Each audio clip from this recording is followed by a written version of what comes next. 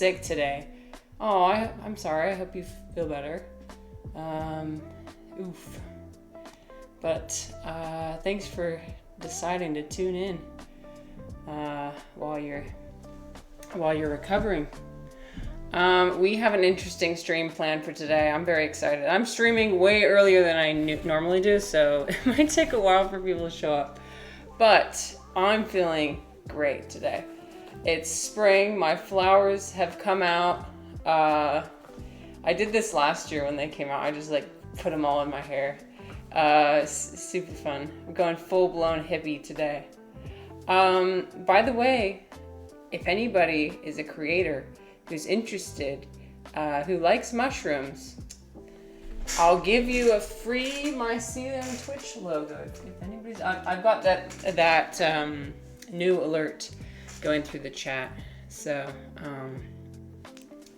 yeah, I have the mold and everything, and I bought some more materials.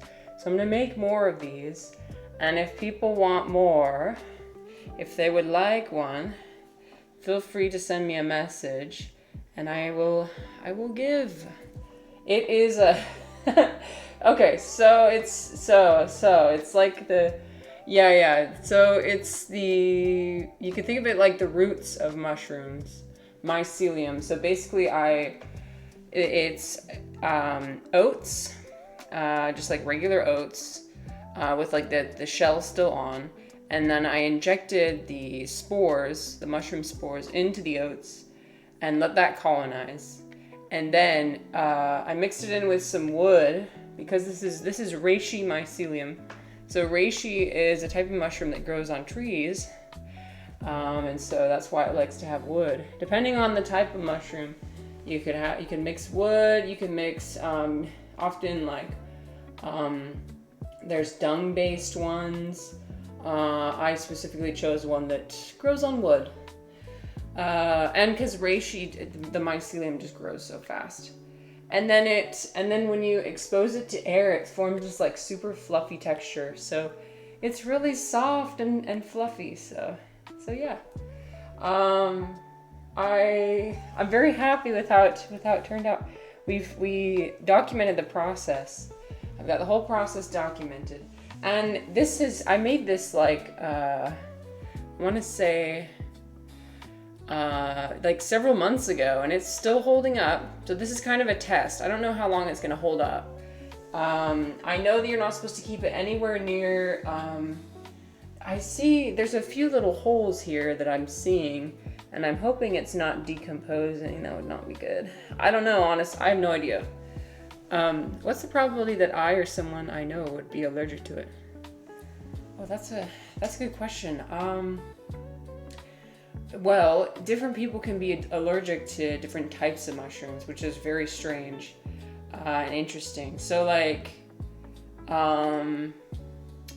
know with wild mushrooms, even if it is edible technically, it's always best to start with eating just a little bit, because you could be allergic. With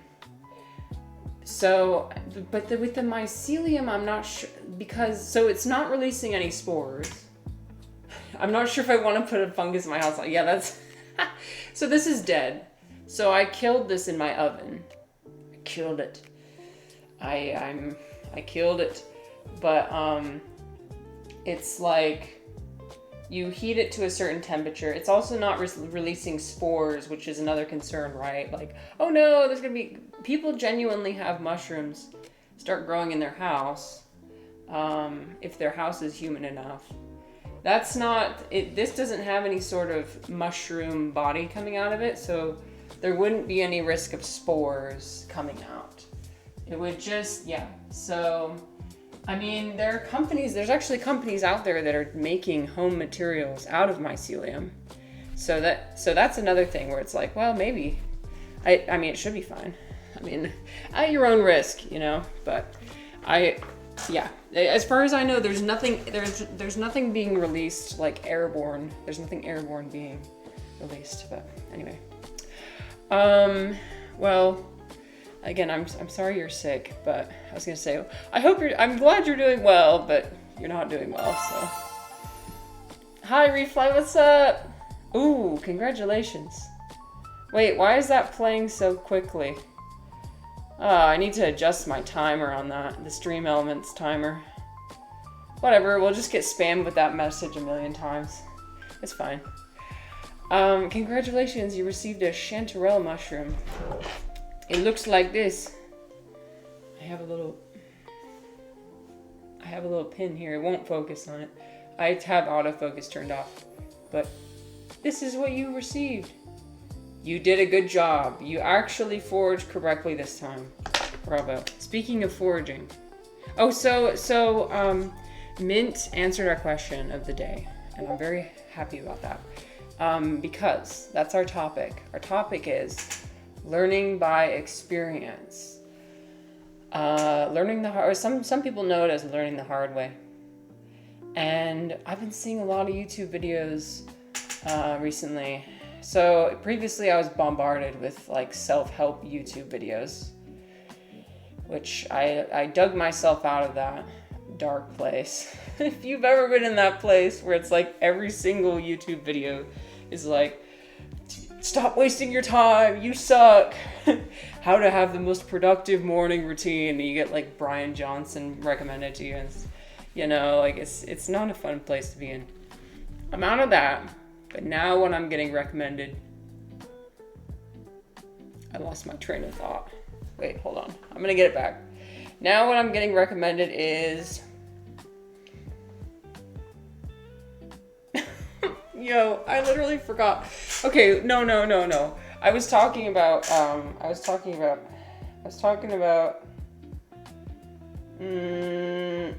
learning by experience. Oh, that no one learns from experience anymore. Yes, I was talking ego death. Something that I need. I was recently told, oh, my flower's falling out. I was recently told that my ego is quite massive by somebody close to me, so perhaps I do need something like that. Hey, I'm going on that meditation retreat. Vipassana, 10 days, silent meditation. Perhaps that will fix me. I don't know if I should say. I don't know if I should say that. Oh my gosh, hi, No Good Neck, welcome. Nick, I feel like I've seen you in a different community before. Welcome, we are talking about learning by experience. We're also talking about ego, massive egos, which I have one. Well, okay, fine. You want me to be honest? Fine. I had a huge, massive argument with my husband yesterday. I'm spilling the tea. Cheers. I gotta spill the tea. And he said I have a massive ego. And it's correct. I mean, there's nothing wrong about that statement. Yeah, he's correct. I don't know. Yeah, I can't argue with that. When he said that, I was like, yep.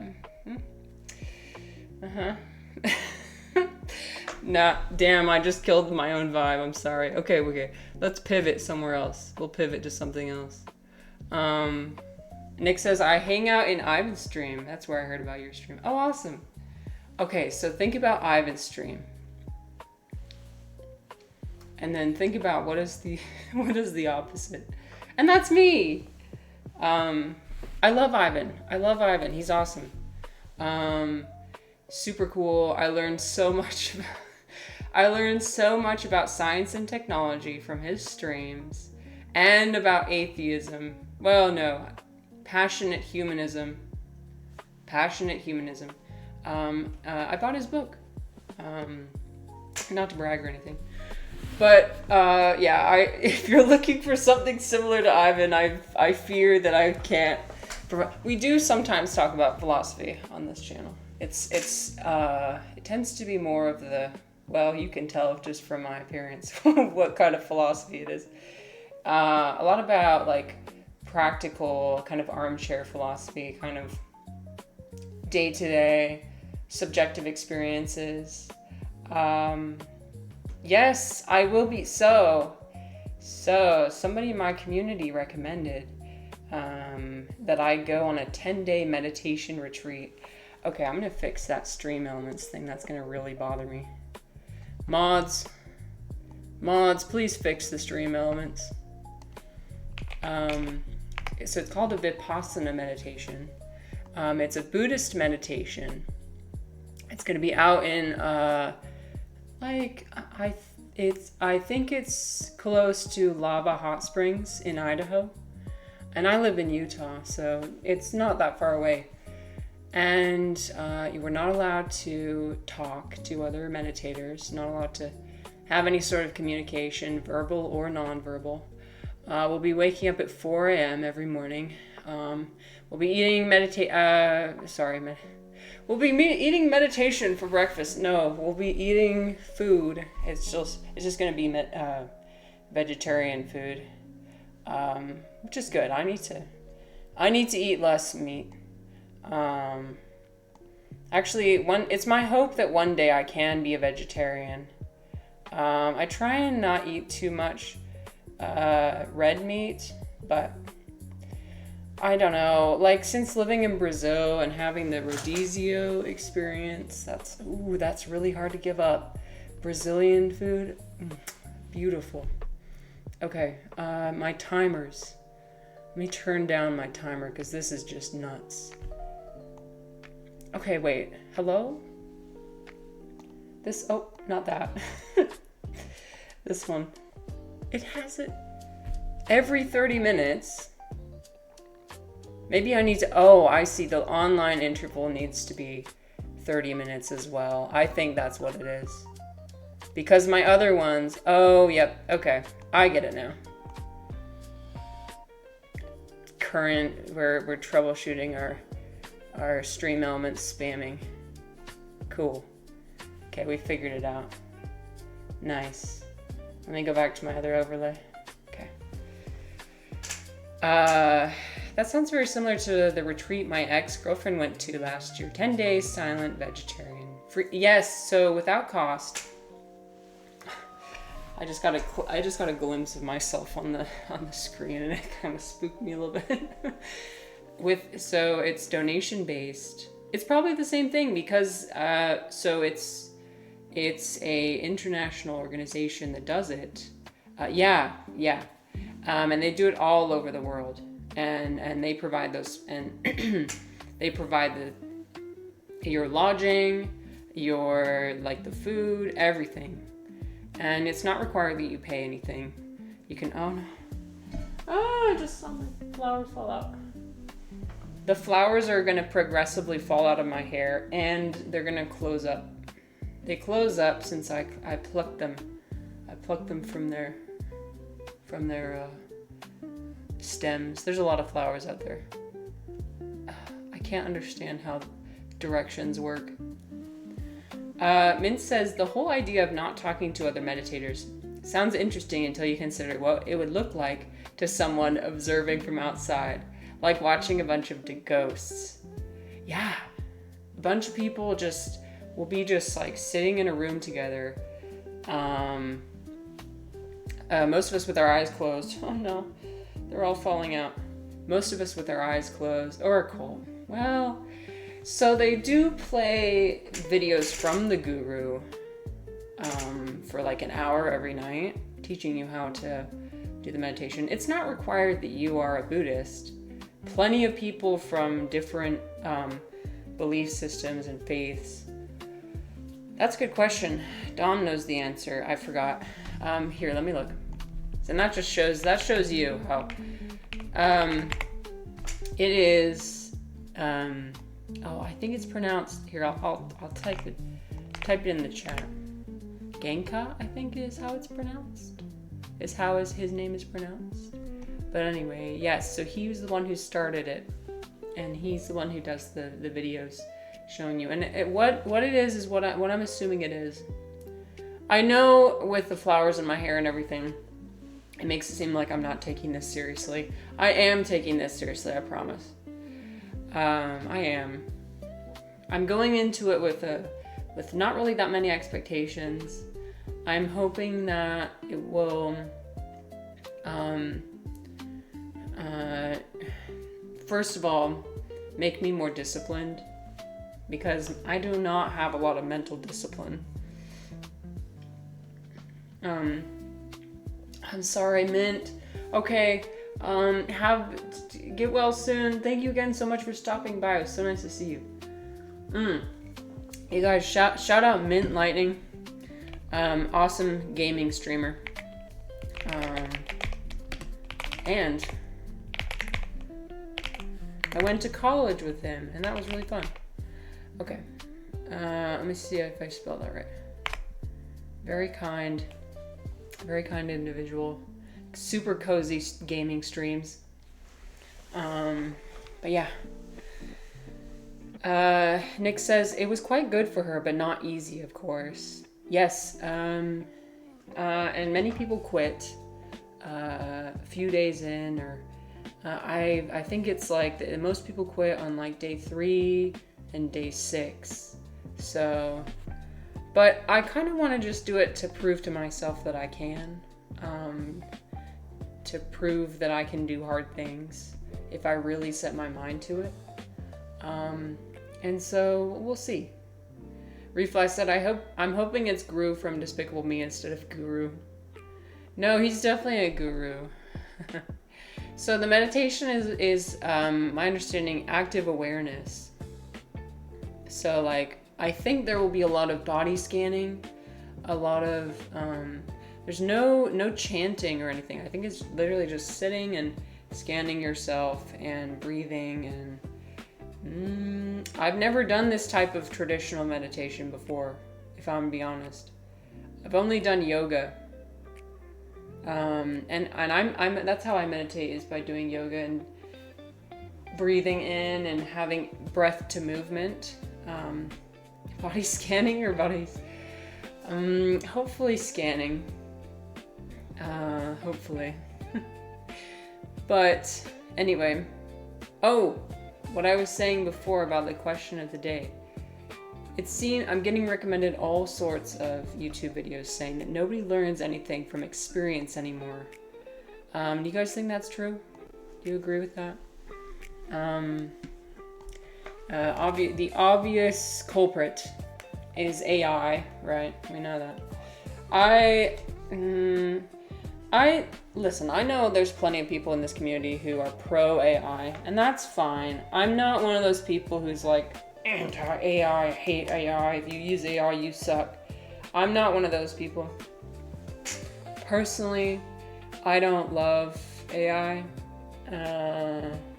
but I'm not going to judge you heavily for using it. I might judge you for using it wastefully. That's what I don't really like. But using it has some practical uses and good uses. Hi, Hero. Oh my gosh, I'm so excited to see you. What is up? The flowers are back. My flowers. Joy. I'm glad you're experiencing joy. You guys, check out Hero. Here's a Sonic streamer. Well, he's more than just Sonic.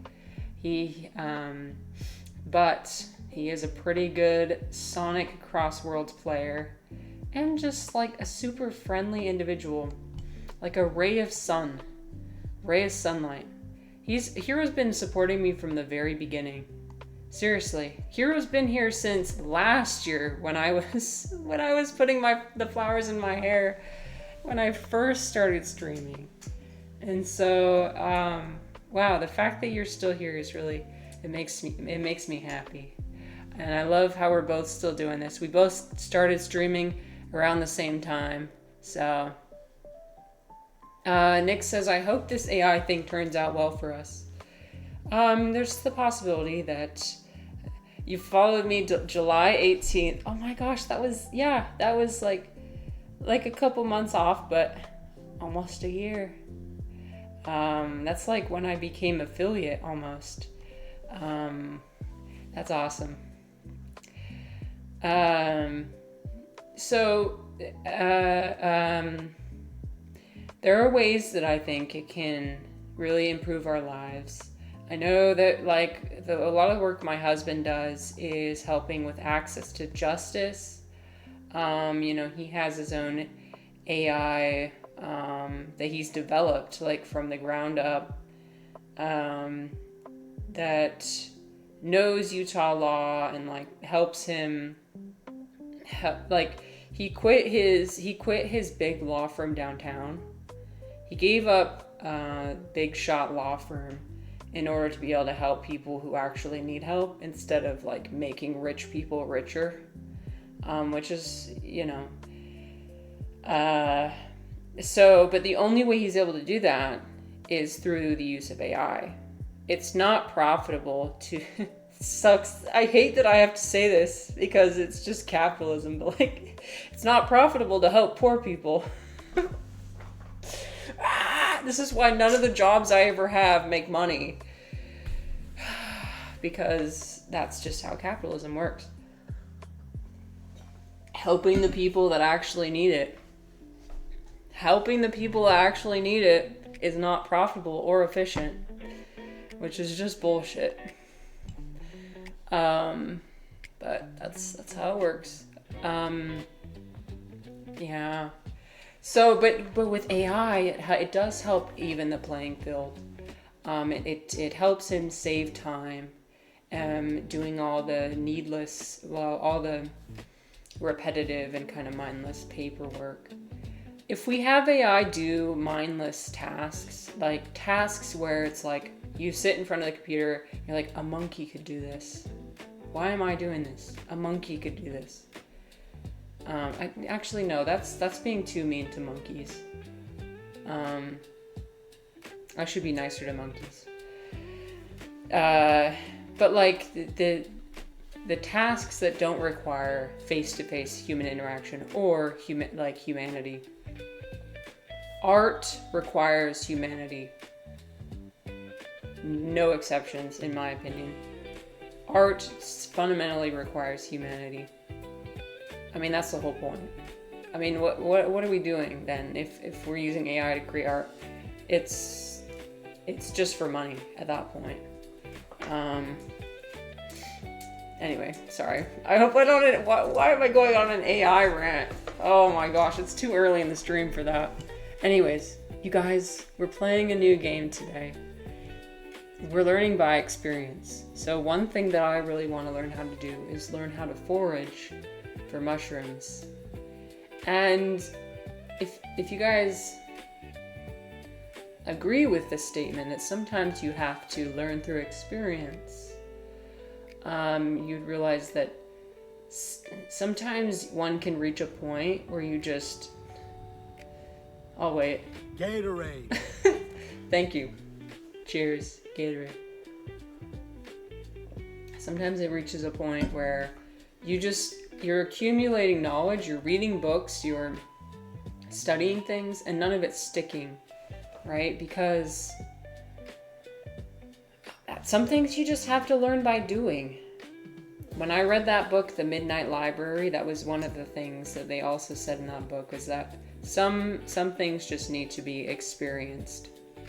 Unfortunately, I feel like due to AI, especially the use of chatbots, people are just asking Gemini to tell them how to do the most basic of things. Like, people are so afraid of failure, and myself included. Like, yeah, I'm a perfectionist, but people are so afraid of failure that they want to know how to do something perfectly the first time. The mentioning of Gemini was not sponsored.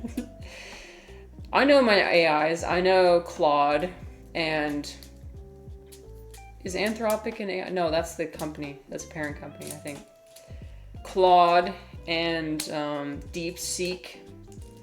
And that's the Chinese one. And... What's the cool one? I don't know. Ask my husband, he knows. So on Monday, I was being really critical of a lot of things when it comes to climate change and environmentalism. And, you know, I need to realize that I'm part of the problem as well. I'm very much part of the problem. Like, a large portion, I'm just gonna be honest, a large portion of my household income comes from AI. So I'm a huge hypocrite. I do care about the environment, and I do hate that there's a data center being built in Utah when there's a drought, and you know, these are being built in places that just cannot accommodate, and it's just going to exacerbate our current environmental issues. You know, I hate that, but at the same time, like, my livelihood does depend on AI.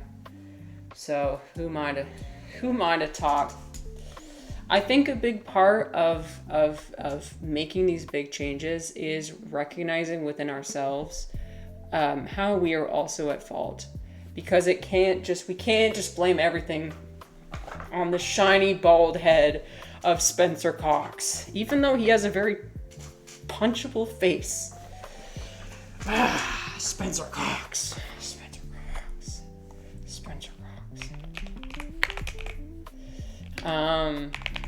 And Elon Musk and Jeff Bezos and all those guys that I just... I typed in Spencer Box. Whoops.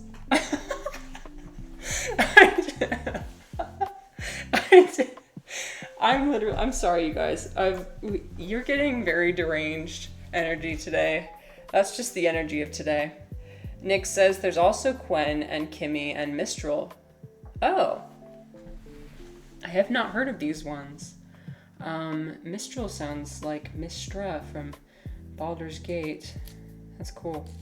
I think also too, if you build your own AI, your own personal AI, and instead of supporting these giant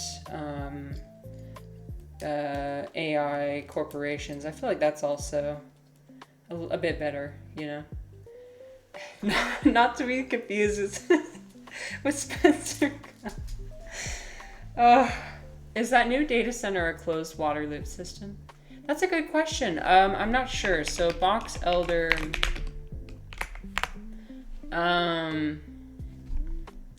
Let's see. Study the impacts of the new data center. What should I? So I know it's being funded by Kevin O'Leary. And I know quite a few people are protesting it, thousands of people, but, you know, the lawmakers aren't really listening. They're not really... Okay, don't do that, please. Okay, look. Utah's data center could create a massive heat island. So here's some of the... Let me make sure. Please stop. Okay, there we go. A massive heat island near Great Salt Lake. Thank you so much, Danny. Oh my gosh. Every single time you come here, you're so generous. Thank you. You guys check out Danny. He's a DJ streamer. Hell yeah. Mistral is French. Oh, okay. So, it could create a massive heat island capable of devastating the area's ecology. Let's see. It will need... so I've heard as well that it will need much more energy than the entire state requires, which is another issue. 9 gigawatts of energy at full build. More than double the current electricity currently used by the entire state of Utah. The energy will come from a pipeline carrying natural gas. So, and that's the thing too, it's going to be run on natural gas, which is not great. So, all the heat that it emits will add another 7 to 8 gigawatts of energy in the form of waste heat. I've also seen statistics where it will increase the heat of the surrounding areas by like up to 10 degrees Fahrenheit. I said if only there was a way to use a different... I know. You guys have told me this before. I'm not super concerned. I don't care, but as much. I mean, if you want to find me, it's very easy to look me up on LinkedIn, just saying. So it's fine. So the problem is that, like, okay, look, it will raise local temperatures by 5 degrees Fahrenheit during the day and up to 28 degrees at night. So anyway, there's a lot of data being released, and obviously don't take all your data from one source, but okay, not Spencer Cox. This guy. He's the guy who said we should pray for water.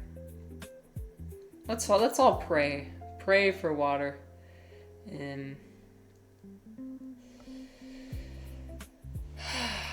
It's fine. Anyway, I think that in order to make real changes, I feel like we each need to recognize how we contribute to these problems. It's not just an individual. I mean, it's not just like individual companies or like individual CEOs, individual billionaires. Of course, they do take a lot of blame, but the responsibility also falls on the consumers of these products. So like people who use generative AI, people who buy, it's all related, like fast food, kind of like slop products, like cheap. The issue is it has to do with overconsumption. And the way to address overconsumption is through not only the actions of the people in power, but also the actions of individuals. Reflex said, Moz, display the Wikipedia article of Spencer Cox, not to be confused with Spencer Cox. Oh yes, okay, let me... You guys don't know who this person is because you're not from Utah. He's the governor of Utah. Okay, hold on. 1 second. I'm just like, here. He's been serving since 2021 as the 18th governor of Utah.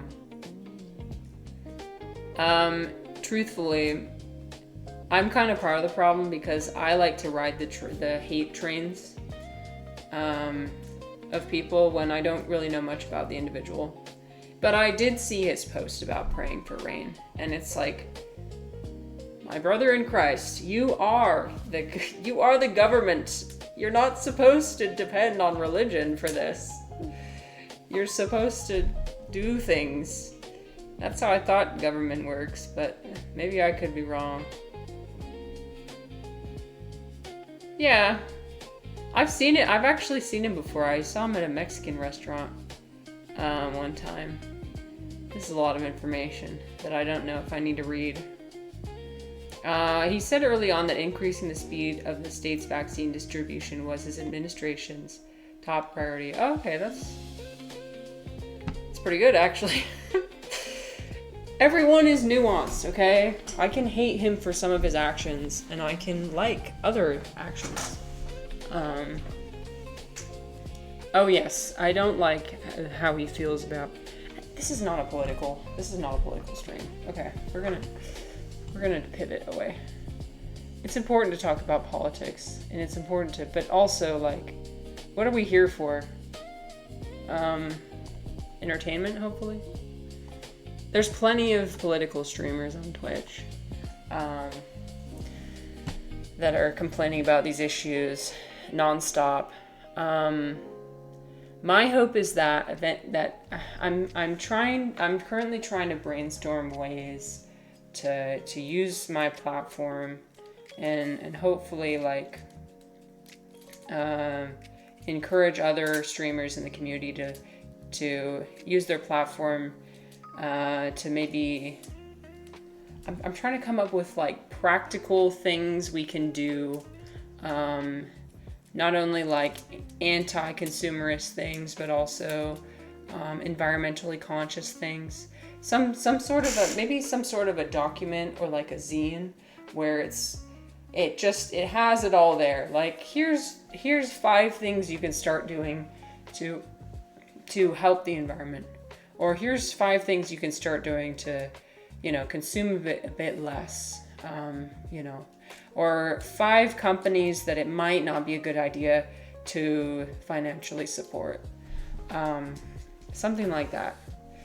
I talking about things can be important. I see the value in it, but I think there's also value in action, and I'm ready for action. This is the year of action. Instead of just talking about things, I want to actually do stuff. And at least it'll make me feel like I'm trying instead of feeling helpless. You know what I mean? There's so many people out there who just feel so helpless. And it's easy to feel helpless. I look so deranged today. My hair is like, you see all this frizz up here? I'll just put it out. No, I'm gonna tuck it in.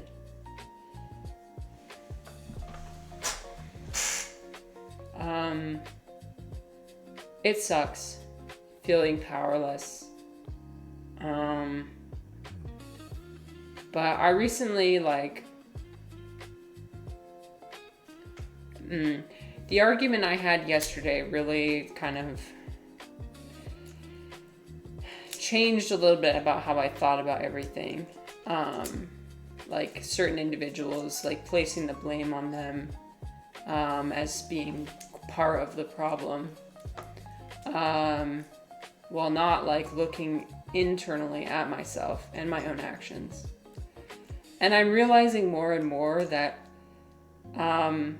all the people that we think are the only, we love to pin everything on a few people, make a few people be the bad guys. I think what's interesting though is if you were to talk to them about their bad actions and being bad guys, they probably would give you a long defensive spiel about how they feel, about how they feel they're doing the right thing. I don't know if anybody genuinely does evil actions for the sake of being evil. I haven't met anybody like that before. Maybe you guys have, but force execution of the ego command on me. What? What am I saying? What do you mean? What did I do? 我在北京 Am I being really egotistical today? I'm sorry. It's the flowers. Nice. Oh dear. Well, I knew that already. I knew I was egotistical. That's why I'm going on the meditation. Hopefully it'll help me get rid of the ego. What's up, Eclecte? How's it going? You're just in time. Wait, why is she just in time? Should we just play the game? Well, we don't need to. What? I'm not crashing out. Hello? I feel extremely level-headed. How dare you? I'm not. Okay, we're gonna play a game right now. Right now, we're opening it. It's called the Mushroom Journal, and we're gonna learn how to forage. My chat is being mean today. And by chat, I mean Refly. No, Eclecte! Oh no, she foraged a jack-o'-lantern mushroom, which is poisonous. It's not good. Turn off my music so I can play my game. It's just downloading. It's 55% done. I think I turned off my music too early. It's stuck at 55. Okay, we'll turn the music back on. God damn it. And as soon as I turn the music back on, the play button appeared. Okay. Yeah. let's wait the remaining 45% in pure silence. Yeah. We'll just sit here. We'll just, oh great. Okay, it's appearing on the other screen again. Hold on. I'll move my OBS over here. We'll switch to my Mahjong setup. There we go. Switch over everything.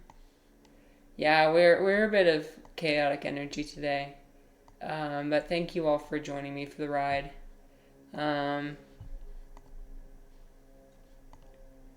Okay.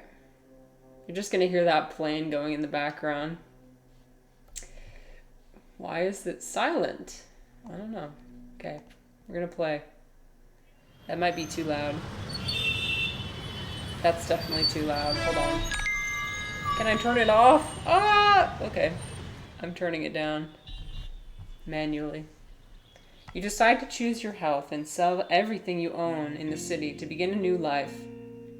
You purchase a small cabin in the village of Mush Meadows and travel there to begin your life anew, away from cars, corporate jobs, and schedules. This is my dream. I can move around using arrow keys or WASD. I can interact with people and items by pressing E. Okay. Let's press space. Got it. I should go talk to the person over there. Hold on, let me adjust my music.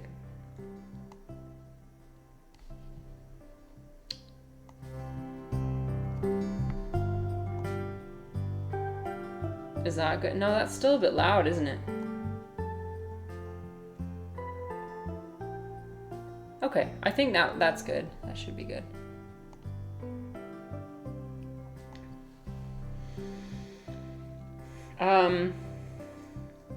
Well, so for those who are new that came in, the reason why we're playing this game today is because a big part of learning how to do things and learning about things is through experience. There's only so many, so many things you can learn. I'm not saying to stop read books, okay? We're not going that far. I read books still, gain knowledge that way, but perhaps not asking ChatGPT how to cook an egg. Perhaps not that. Perhaps we can just do it ourselves. And if we burn ourselves, then we burn ourselves. That's how we learn. I fear that people are not learning that way anymore, and it's making very fragile individuals, myself included. If I don't have everything be perfect, and if I don't I'm constantly trying to avoid pain and suffering with every decision that I make. And I think in doing that, I'm actually cutting myself off from learning anything and from the richness of life. So, the person over there is so me. Cute.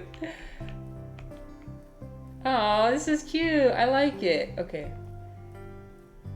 Eclectic says, I'm a lot nicer and patient in the Twitch space than I am in real life. You think so? That's interesting. Because I feel like I'm the opposite.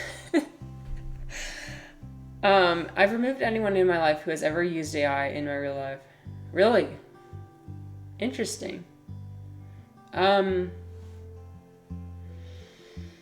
Yeah, I mean, I know a lot of people that do that. Who share your hatred of AI. I'm glad that you are still choosing to associate yourself with us, that you have patience. But I can understand why you would want to make drastic changes like this. It's very easy. It's very easy to get discouraged by everything going on and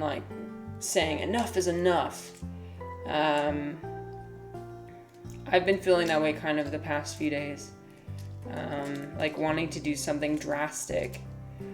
I haven't found what it is yet, but I absolutely have no patience for AI use or the destruction of nature or overuse of waste. Yeah, waste is unacceptable.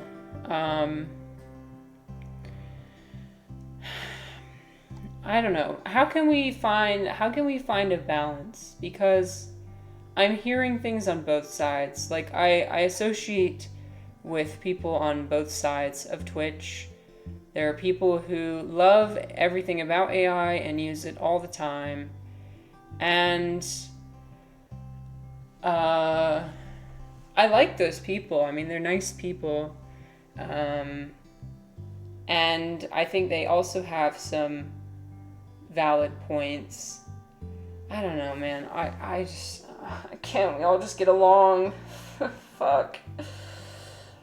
It's my people pleasing that's coming out.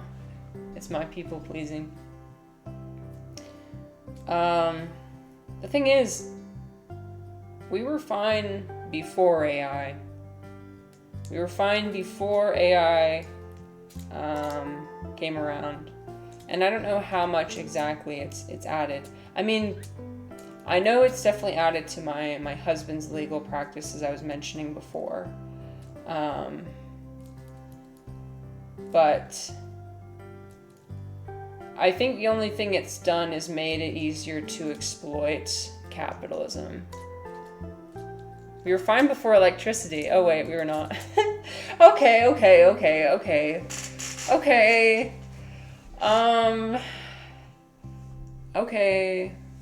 I was saying this yesterday about how modern medicine is good and a good thing, and I'm glad we have it. I'm not going to reject anything like that. However, tell me, what has AI given us besides just like exploiting the rat race, exploiting capitalism even more? I guess in some ways it has leveled the playing field for people in terms of knowledge about like legal issues. So like I know that people are using AI to educate themselves on.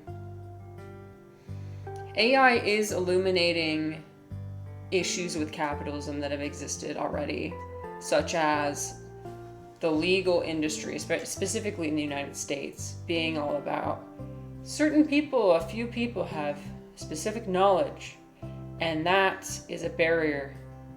And they get to exploit that, and they get to charge very large sums of money for this small amount of knowledge that they have that other people don't. But now, people can learn about the legal system. They don't need to have a lawyer tell them about their like eviction case or about their their little petty legal issues. Like instead of spending hundreds or thousands of dollars on AI for something, they can educate themselves. Collector says it's a slippery slope, and technically it's contradictory to all get along if things go against your values, morals, and beliefs. I'm happy not getting along with people who don't fit in my lifestyle. Well, I do admire you for standing up for what you believe in. That's something I've always struggled with. Yeah, I'm trying to set more boundaries and being like, no, I think this. But I do have, like, in the back of my mind, this constant prioritization of other people liking me. So that kind of outweighs my own values most of the time. Let's all sing the Kumbaya song, but change the lyrics. Okay, all right. Let's play this game. Hello, I'm the trader here at Mush Meadows. Why don't you go over there to that stand and try to sell some mushrooms? Okay, we're gonna sell some mushrooms. Let's go. We moved to Oregon, you guys. This is just playing out my dream. Selling all my possessions, moving to Oregon, selling mushrooms. Okay, make 20G by picking and selling mushrooms at the market. Okay.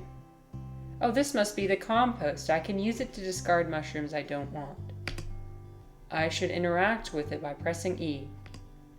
Okay, let's see. Ah, okay, this is how I toss stuff. This game was made by furries. Yeah. Is there anything wrong with that, Rithla? Personally, I don't see anything wrong with that. Here's my market stand. I can sell my mushrooms here and get gold. Okay. I should interact with it by pressing E.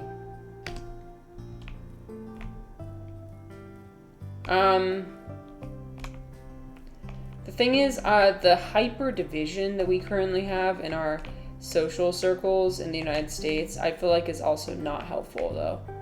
And part of the problem.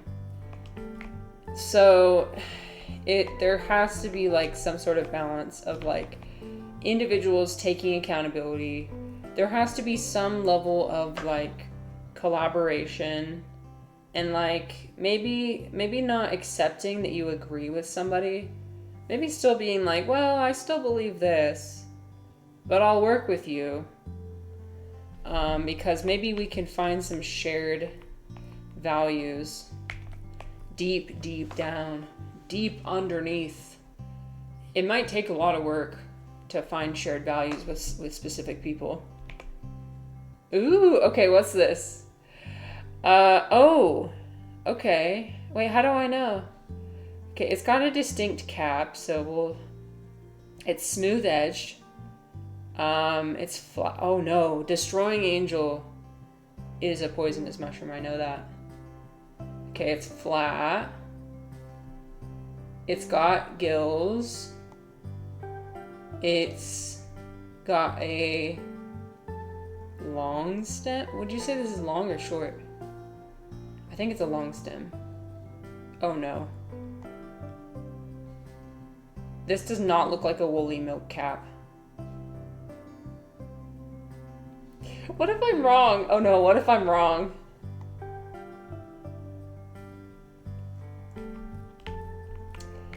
I love how it doesn't give you any sort of instructions. This is literally what I wanted. It's learning by doing. We're doing it. We might kill somebody by accident, but we're still doing it. Oh my gosh. Reflex said, here's a fact. Well, I'm 99% certain. Oh, I didn't read that before that. Nothing wrong with it. I can get along with anyone. AI despisers, furries, people who use LLM for therapy, you name it. What? What are you talking about? I've never used LLM for therapy. Never. I don't do that anymore. I stopped. I've given up. I've given up my chat use. I've given up my chat subscription.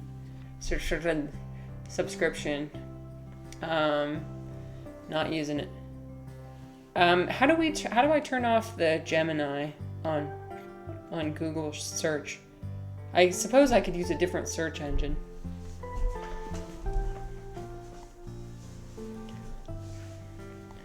Okay, we're being a bit chaotic today. It's fine. That's the energy of the stream. That's what needs to happen.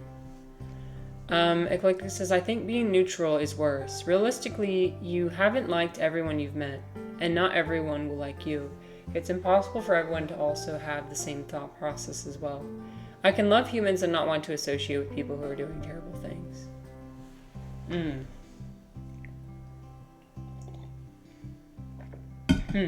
So being neutral is worse than being on the wrong side. If I can't find any more mushrooms, I should call it a day and sleep. I can interact with the cabin by pressing E and go to sleep. Okay. Let's keep looking. Oh, this looks like a chanterelle. I can flip through the guidebook and clicking the arrows to find useful information. Being neutral is worse than having a side, says Eclecte. Reflect said, here's a fitting Bible quote. Forgive them for they don't know what they are doing. Yeah. I should tick the boxes that fit the mushroom, and when the pick button turns green, I can pick it. Okay. What if I'm wrong? Okay. So this has... It's rough edged. This is a golden chanterelle. I know it already. But, well, it has... Ooh, I don't know if it has gills. This is false. Chanterelles have false gills. The stem is not long. Let's see. Cone-shaped exterior and short stem.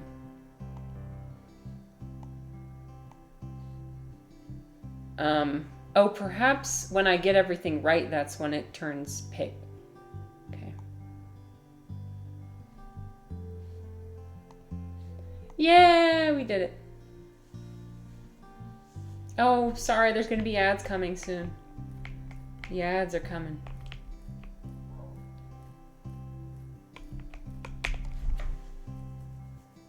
This is the same one, I think.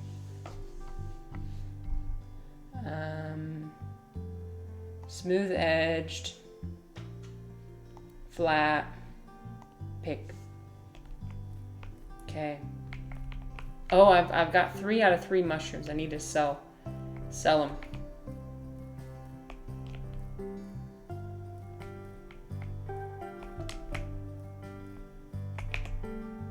Okay.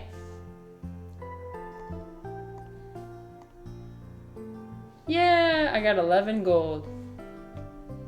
Oh, I love how it appears on the little market thing. That's so cute.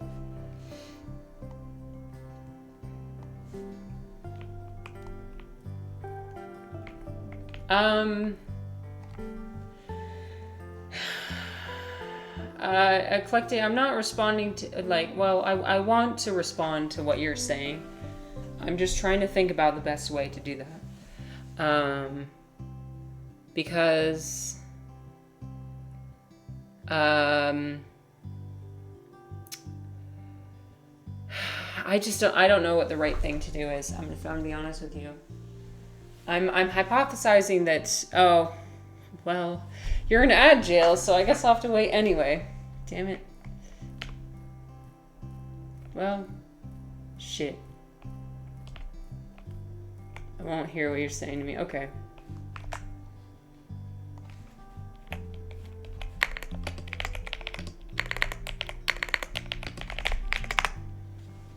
Well, that's true that I don't like everybody. Oh, no. I'm gonna wait. I'm gonna wait for my response until she's back.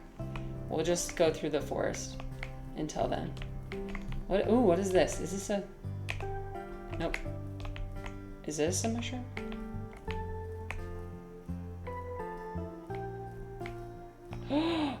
Oh, this looks like a poisonous mushroom. This looks like a very poisonous... It looks like a destroying angel, probably. But here, let's do the nice marketing tactic. Hey, I have no control over when the ads run. But yes, I do acknowledge that I'm currently streaming on Amazon's platform, so nothing I say needs to be taken seriously. Okay, so there is no, I'm just well, I'm remembering the 4 agreements, and the 4 agreements say, oh, you're faked out.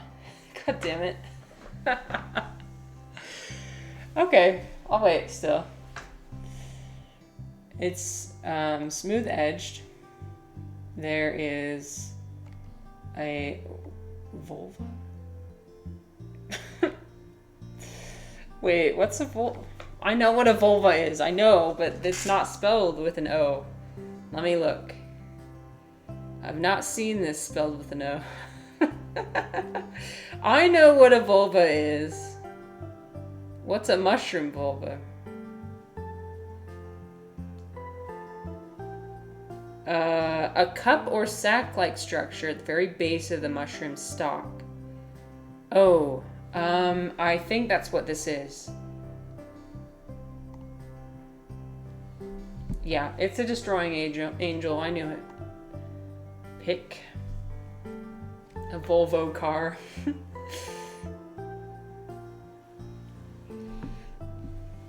Connect all, hear all, Steel series. You get an ad for Steel series. Ooh, what's this one? This is pretty. Ooh, I don't even have a guess as to what this is. So, I wouldn't call this a distinct, well, let's see, rough edged. It is a short stem, and it's smooth. It's a black trumpet. Oh, that's an edible mushroom. Okay, welcome back, Eclecte.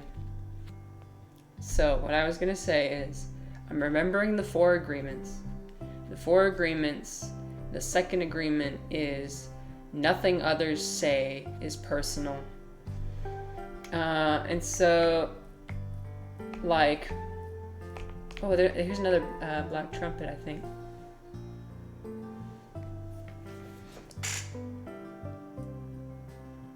I feel within me some guilt for not doing enough with the power and the privilege that I have.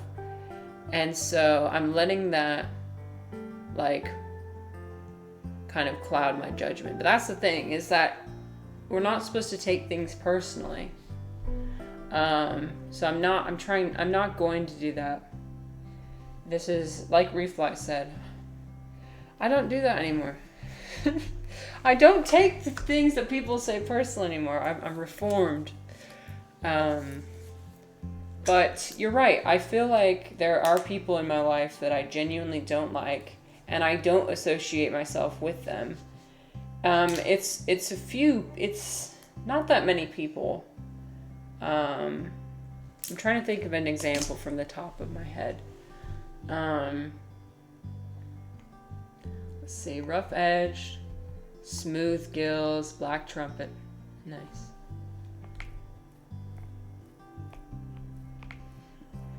I guess, like, I tend to give people a lot of grace because they probably are just ignorant.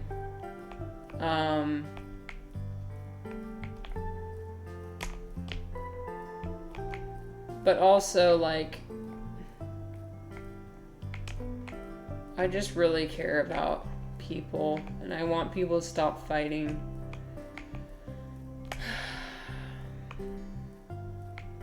But it's easy for me to say that because I have an easy life. Like,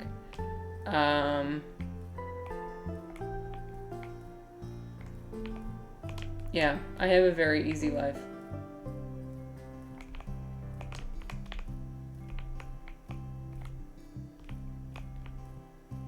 Okay, I don't see any mushrooms over here. Oh yeah, I have too many mushrooms. I need to go sell them at the market. I think the market's down this way. I wish I could gather. I can't gather that. I gotta go sell my mushroom.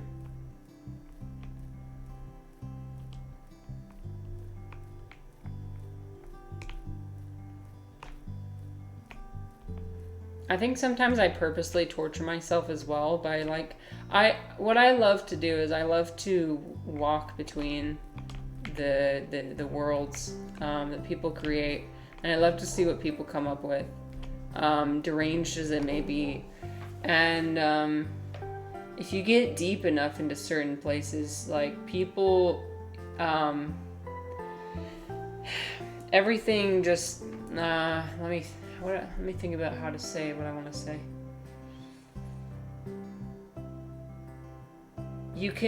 People give explanations for things that start to make sense. There are some non-negotiables for me, like if you're racist or sexist, I feel like that's non-negotiable.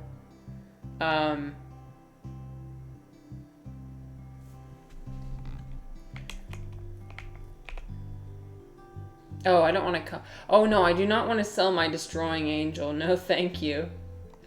We're tossing that. I'm gonna sell my black trumpet.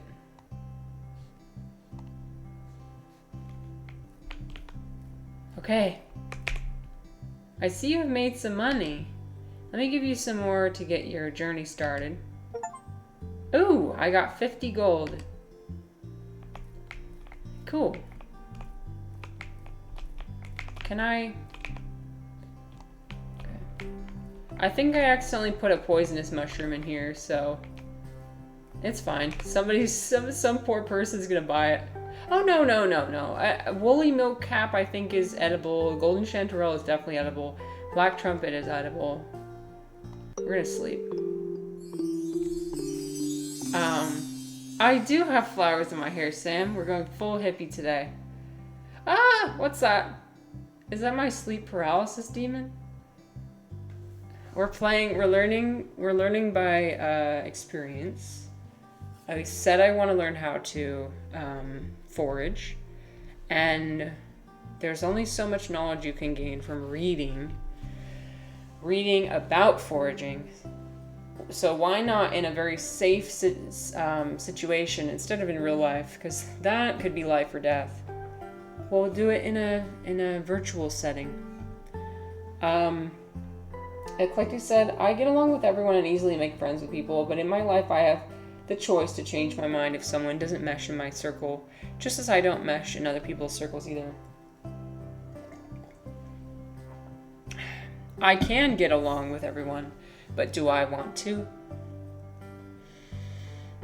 Right. I think fundamentally, like, I just believe that... I've said this before, but I do have kind of a solipsist view on existence. And this comes back to the egotistical thing. Most of the moments in my life, I feel like I'm the only person who exists. Not in like in a narcissistic way, but in a way of like, no,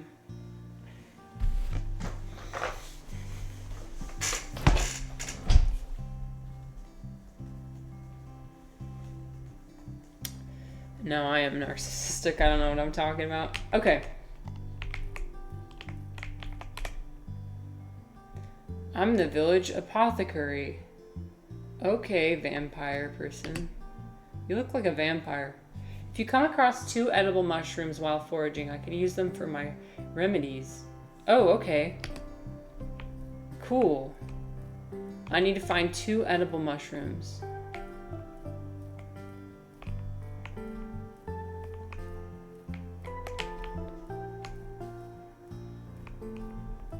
Anyways, so I'm going to do, I want to do something practical. I think that I can't really talk about these things because I don't know what I'm talking about, frankly. But what I can do is maybe gather data and gather information and like practical resources and tips. And hopefully that will do something. I've been thinking about like, you know, like I try and volunteer every week, but perhaps I can volunteer more. Perhaps I can also set aside extra money to donate to organizations that I think are important. Maybe that's another way to help. I'll continue to try like doing the best to purchase things that are sustainable and ethical. Eclectic says, with that thought process, if that's the case, then I can say I'm the only person that exists, and you're all NPCs in my simulation, which sounds silly viewing it from a different perspective. Okay, yeah, that's fair. That's fair. I think that part of it has to do with my mental illness. I know that like depression and anxiety our illnesses of selfishness.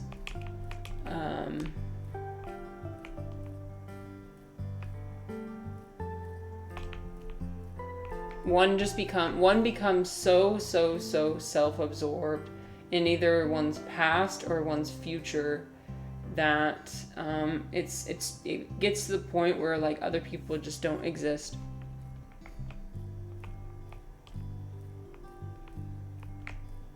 Okay, so this is not edible. This is a destroying angel. This will probably kill the person, so we're not gonna do that.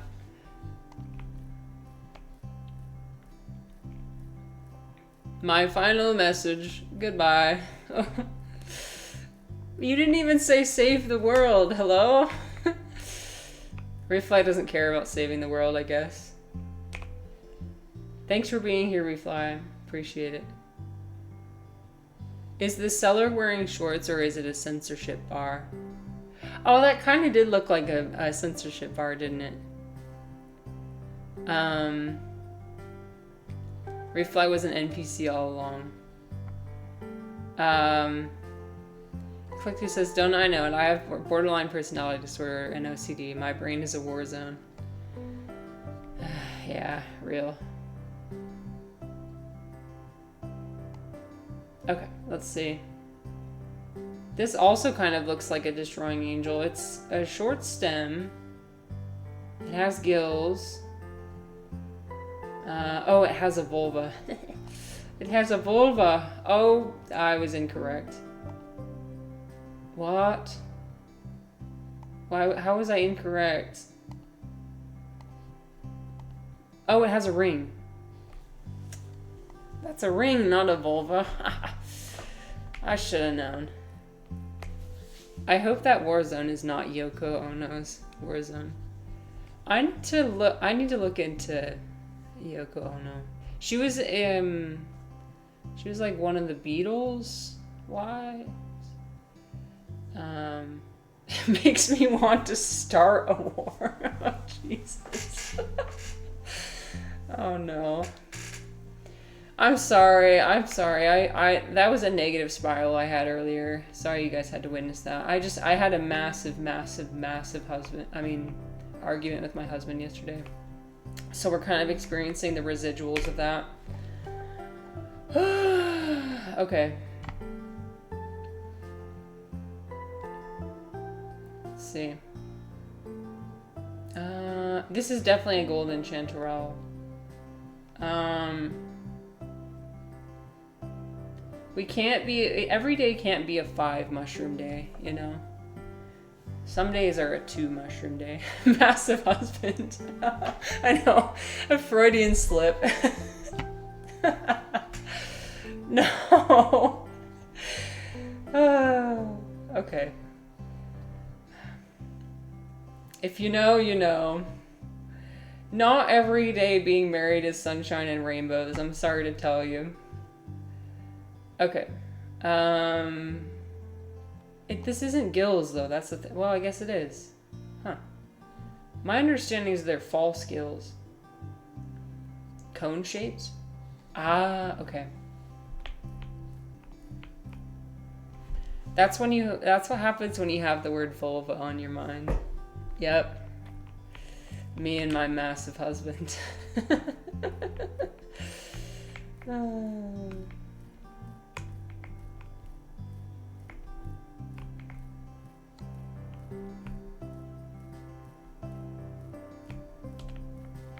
I had a really, really good day on Monday. I'm glad you guys were there for it. I'm glad that we had a really good stream on Monday.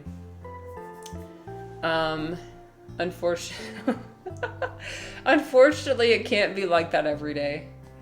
But I want to try and have more streams like Monday. I just need to figure out how to tap into it. You know what I mean? If I find what I can tap like if there's a resource that I can tap into. Just you wait. Okay, I gotta give this to the vampire lady. Let's go.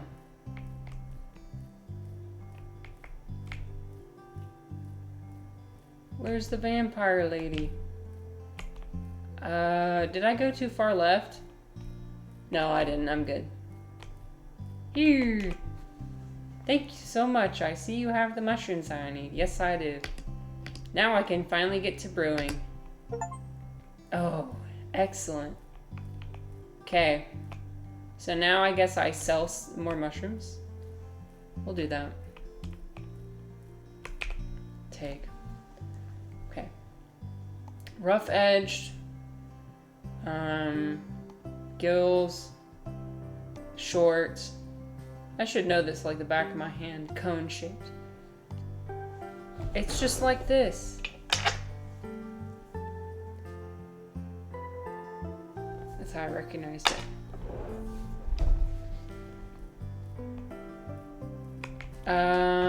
Okay, this one is not edible. I just generally stay away from white ones.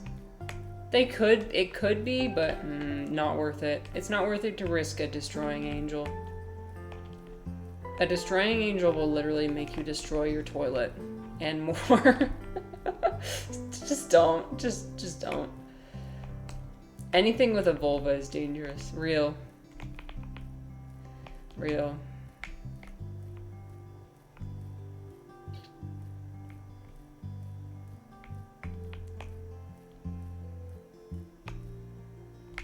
I'm gonna back away slowly. Nope, that one has a vulva. So this one, look, this one has a vulva, so we're backing away slowly. That's a lesson I learned the hard way. Hey, thank you for answering my question of the day. There you go. Eclectic loves Yoko. I haven't heard any of her music. I know it's very divisive. People either love her or hate her. She's a hippie, isn't she? I need to listen to more hippie music. If I want to become a real hippie. I do want to become a real hippie. Actually, I don't want to be a hippie. I wanted to be a member of the beat generation. We've had this discussion already. I want to be a beatnik. Okay. Flat. Smooth. Pick. If only it was this easy. But it's good. We're learning like the basics. We're learning the basics of foraging. There's a cave over here. Okay, let's go in the cave. Can I go in the cave? Oh, the cave is not unlocked yet. Dang it.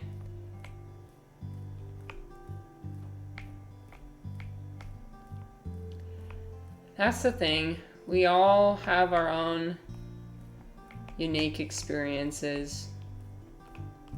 Our unique subjective experiences. There's so many golden chanterelles. This is awesome.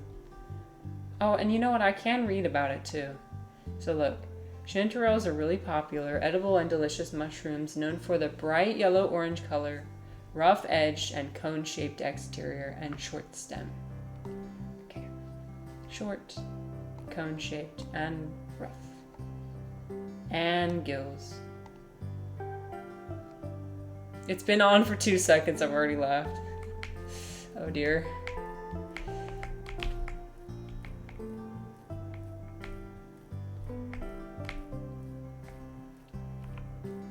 I would play it on here, but I would get copyrighted probably.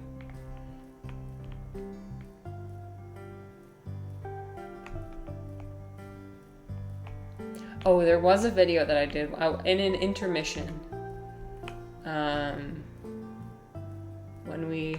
When we want to take a break from foraging, we should watch. I've got a video saved from the report of the week from Review Bra. Maybe at the end of this day we'll show it. Even Review Bra is done with hyper consumerism. He's had enough. I swear, nobody can hold back their laughter when watching the video. Oh no. I'm gonna watch it when I finish stream. Nice. So how do I know when to end the day? I don't think that was ever revealed.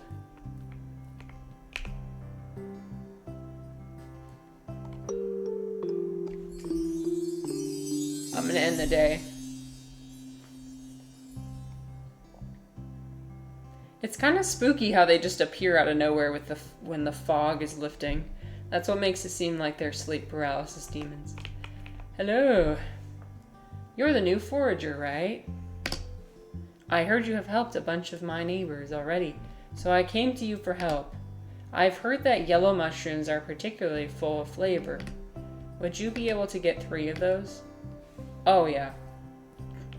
I know chanterelles like the back of my hand. See, there's one right here. I wish you could just, like, click the button. Oh, okay, fine. Oops. See, I clicked the wrong thing, so...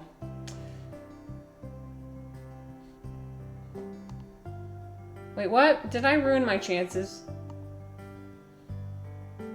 Oh no, I think I ruined it. Okay. Can I try again? Nope. It locked me out. Okay. This is good. It's hard. It's like hardwiring my brain to be like, this is what a chanterelle is. And don't you forget it.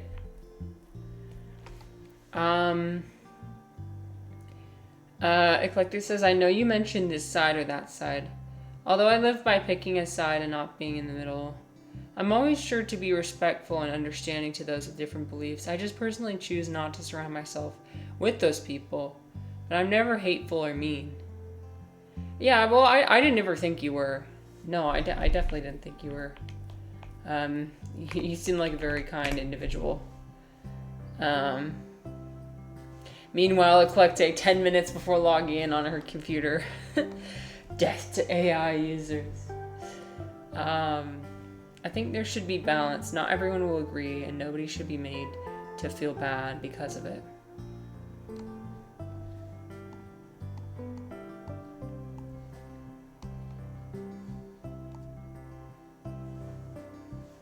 Yeah, Refly's pretty good at spying on people. He's always spying. He's always hacking in my computer. You hacker. Hacking.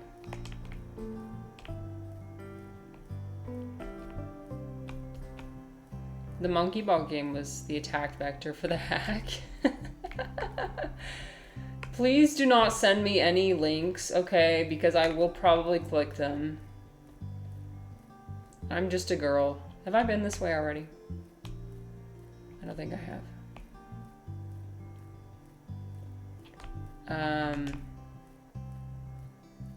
It is fascinating, like, what people come up with. Like, the delusions that some people come up with. And so that's why I like to, like, expose myself to different people's, opinions. Even if, like, other people might not want to associate themselves with that person.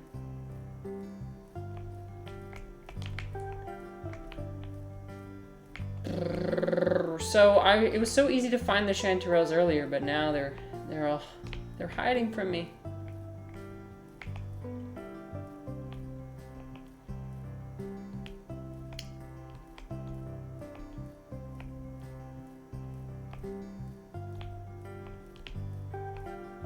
Aha, okay, I found one.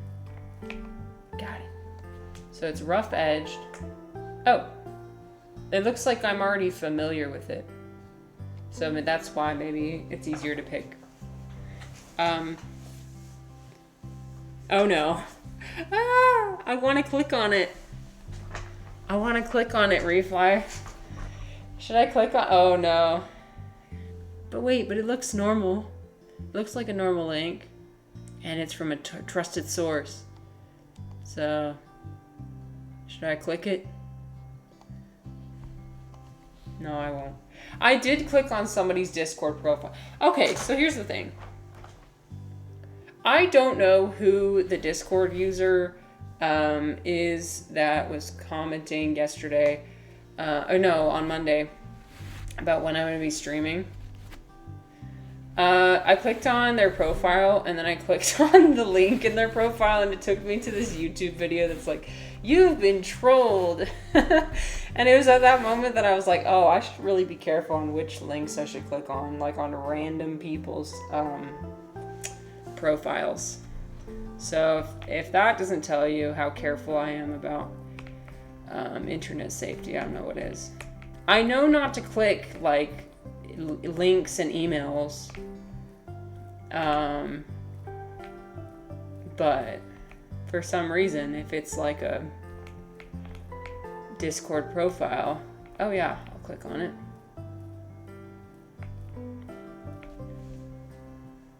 The age of meat spin. The interest of psychology taps in for me when picking the brains of people who live so differently from me. Yeah.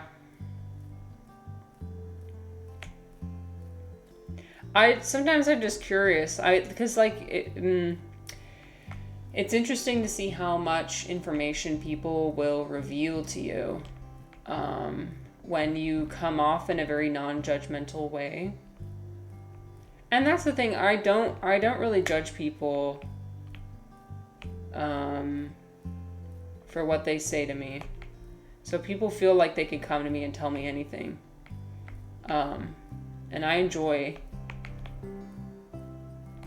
Sometimes it does kind of shock me, though.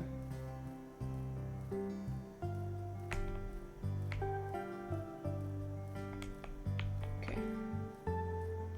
Like, I've had people tell me that they believe they have magical powers, or like the power of what's like the magical power of foresight, being able to see into the future. They believe they have that as well. I've had people tell me they believe they can speak to the dead. And I've had people tell me like that they like cheated on their significant other. And I don't tell other people. Well, I'm telling my streams. So there, that gives you the information you need to know. No, I'm not revealing any personal information about those people. Okay, Sam. Sam says, sometimes I watch other streamers than you. What? How dare you? I'm polystreamerous. You mean to tell me that you...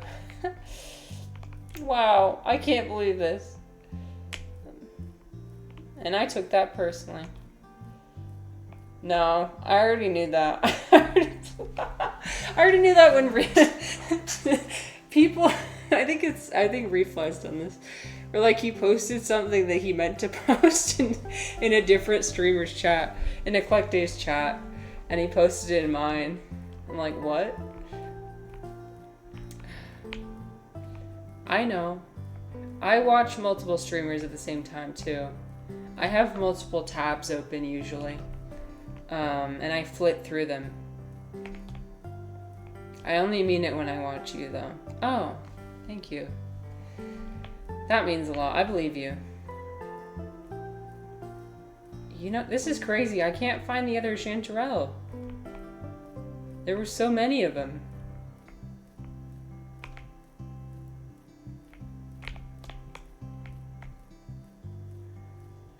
My jaw's hurting. My jaw hurts when I talk about things that are stressful.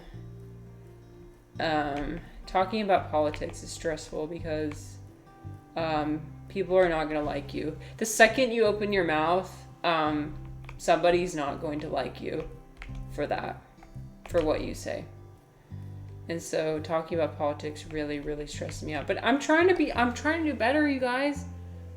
It used to be that I couldn't talk about politics at all. Like I shut it down immediately if somebody even mentioned something related to politics. But now I'm trying to like there's issues that I really, really care about that I don't think I can be silent on anymore.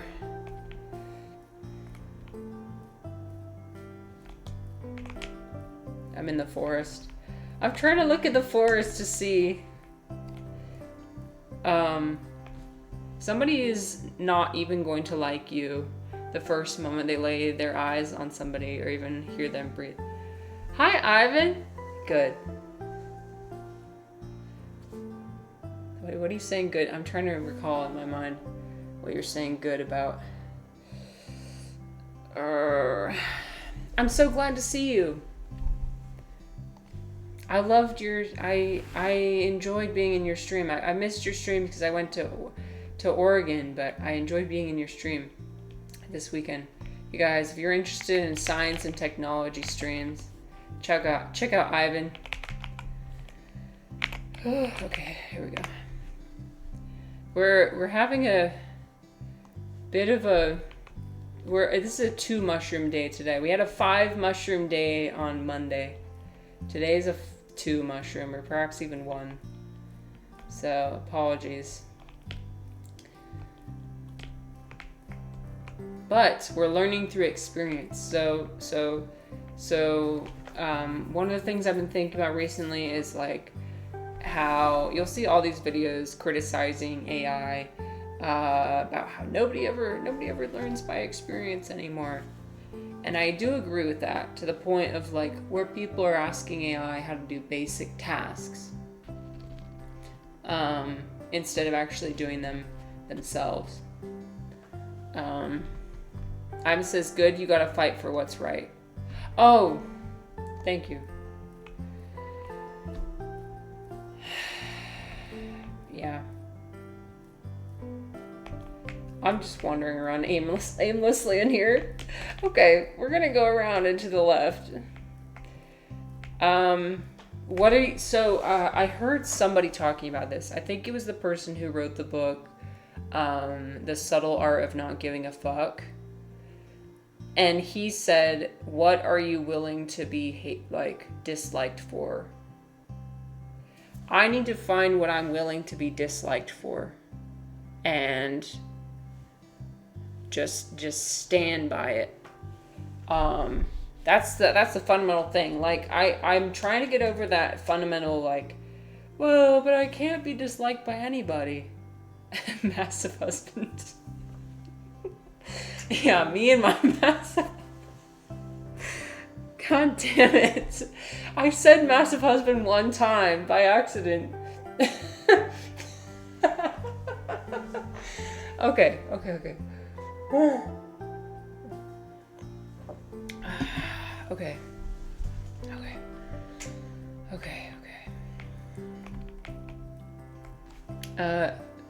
If you ever want to connect regarding sustainability or conservation, let me know. I've been in the environmental space for over 15 years and have a lot of knowledge.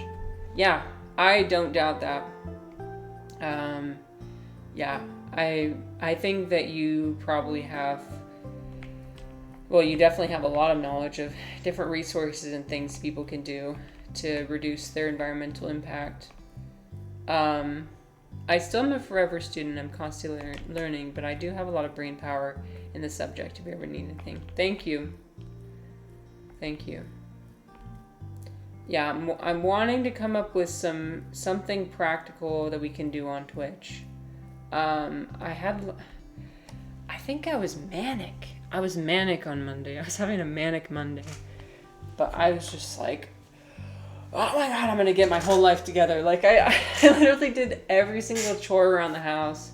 I went to Home Depot and bought the wood chips, and I put them outside in the yard really fast, and then I got rid of a bunch of stuff, and I shopped for a bunch of, hyper-consumerism over here. No, it was relevant stuff that I needed. It wasn't like bonus stuff.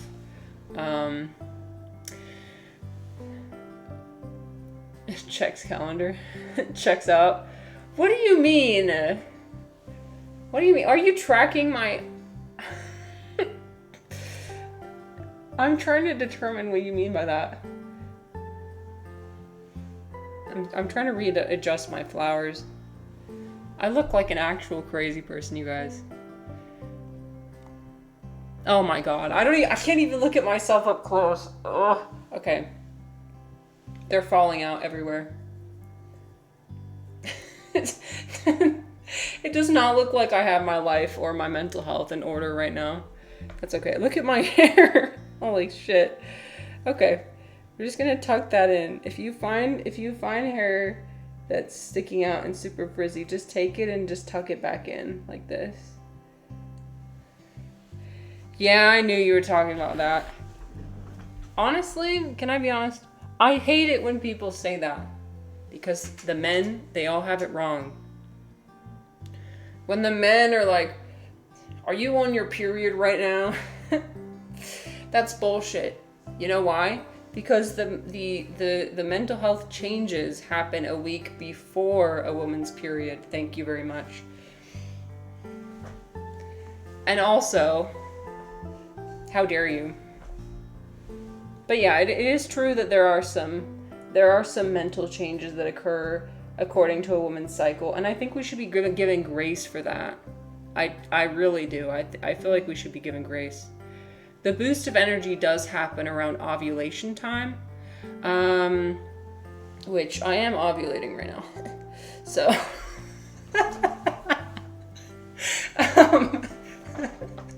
plenty of Twitch streamers have mentioned this information about themselves before. I'm not weird, okay? I'm not weird. So, we'll just do a breakdown of the woman's cycle. So, around ovulation time is often when a woman has like the most energy to do stuff, is my understanding. And then the week before menstruation is when all the hormones just drop off. And that's what causes kind of a, it appears differently in almost every woman, but it could be, maybe more depression, being more emotional. It can be really, really severe too.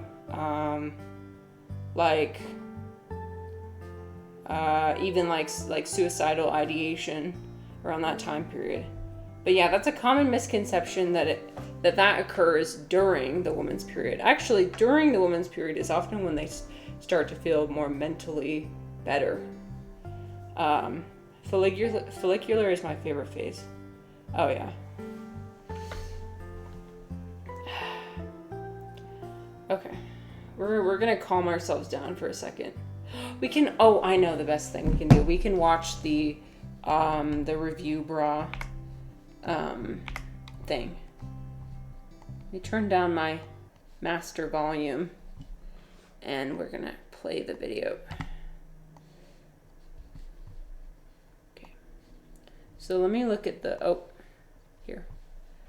Let me find the video. I saw this and I was like, oh man, even Review Bra is criticizing our hyper consumerism.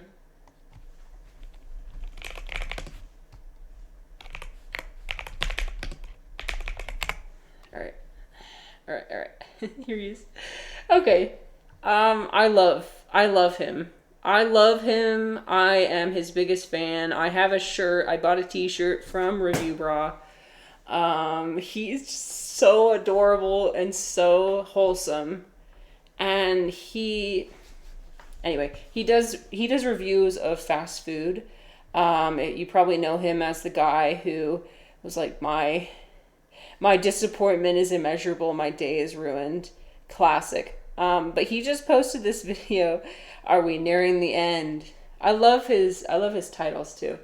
And he's serious because he didn't start out his video with hold on. Hello everyone. This is Running on Empty Food Review. Okay, he always starts his videos like that, right? He didn't start it out like that, so you know shit's bad. Okay. While I'll admit, with these sorts of videos, I do like enjoy he just starts off. He doesn't. There's no intro. There's no happy. Like he doesn't do his little. He's serious. He means business. play when it comes Okay, down we're to gonna the regulate titles. I do ourselves have while we some watch fun with him. that. This is a question that I've actually been asking myself lately. I've been asking myself this. People have asked me this. I wouldn't even be surprised if I've asked this before myself. Or even in videos like this. I may very well have a couple years back. You're going to see why I'm thinking about this, though, right now. And I think it is a question worth asking. As far as fast food holds, especially in North America, what even does the future hold for it? Where is all of this even going? What are we even going to be looking at, say, in 10 years from now? It's a question worth asking. And what got me asking this was, periodically I'll do this, I was looking at the recent reviews that I had done, and it usually just starts with a casual thought, and then if I find it interesting, I'll explore it more. And I was looking at the recent reviews, and a thought occurred to me. I thought, the last couple of items that I've reviewed were really bad, weren't they? Casual thought. So then I thought, well, how bad exactly was it? Like, what were the scores that I gave to the most recent items, for instance? Because sometimes I could exaggerate things in my mind. You know, I'll think back to something, I'll think, oh, this was so bad, and then I'll actually rewatch the video, and I'll realize, wait a minute, it wasn't anywhere near as bad as I was thinking. So, because this is more fresh in my mind, though, I certainly had there's more potency to it, and I started looking through the latest reviews that I did, and I decided, what the heck, I've got some time, so I started noting down the scores. And then I realized, really quick, no, this isn't just me over-exaggerating things or having some sort of misconception. Is this a is it, look at this bow right here. Is this a Hello Kitty journal? That'd be awesome. Anyway. It's actually just as bad as you thought. And to be honest, it was actually worse than I even imagined it. He's just so, exactly. Taco He's just Bell's so himself. Crispy He's just him. Chicken Crunch Wrap Slider. Got a 0 out of 10. 0. Nothing. Do you know how often I give a 0 out of 10? Almost never. You could tell by the McDonald's notebook cover. Hunter No, X it's Meal. fantastic. Okay. He's just him. That's it. Like, he's always been himself. He's never sold out. He's never, like, changed his formula. He's never changed who he is. He just, yeah. He's gotten, like, negative comments about his fingernails and about, you know, his appearance. Yes, I called it. I fucking called it. But he doesn't change it because, you know what? That's the way he likes to have his nails. He likes to have long nails. He likes to have his hair slicked back. He's kept his nails the same length all 12 years I've watched him. I admire him. Yes. He shared his morning routine video as well, which I've watched. I've watched him for a long time. Yeah, it's, wow. So 12 years for Eclecte. I think I watched him for, like, when I started out in college. So that would have been 10 years ago. A long time ago. This one was a little bit better. This got a 7.5 out of 10. But here's the catch. No one cared. A big release like that, collaboration with a movie, it's McDonald's, right? And no one cared. That's a concerning sign in the world of fast food. Well, let's continue. These are just 2 videos, so he's giving us the data points. I mean, he's come prepared. He's come with the receipts. Wendy's updated spicy chicken sandwich, a 2 out of 10, and a personal disappointment to me, because I was always a fan of their spicy chicken sandwich. They lauded this as a big upgrade and an improvement to it.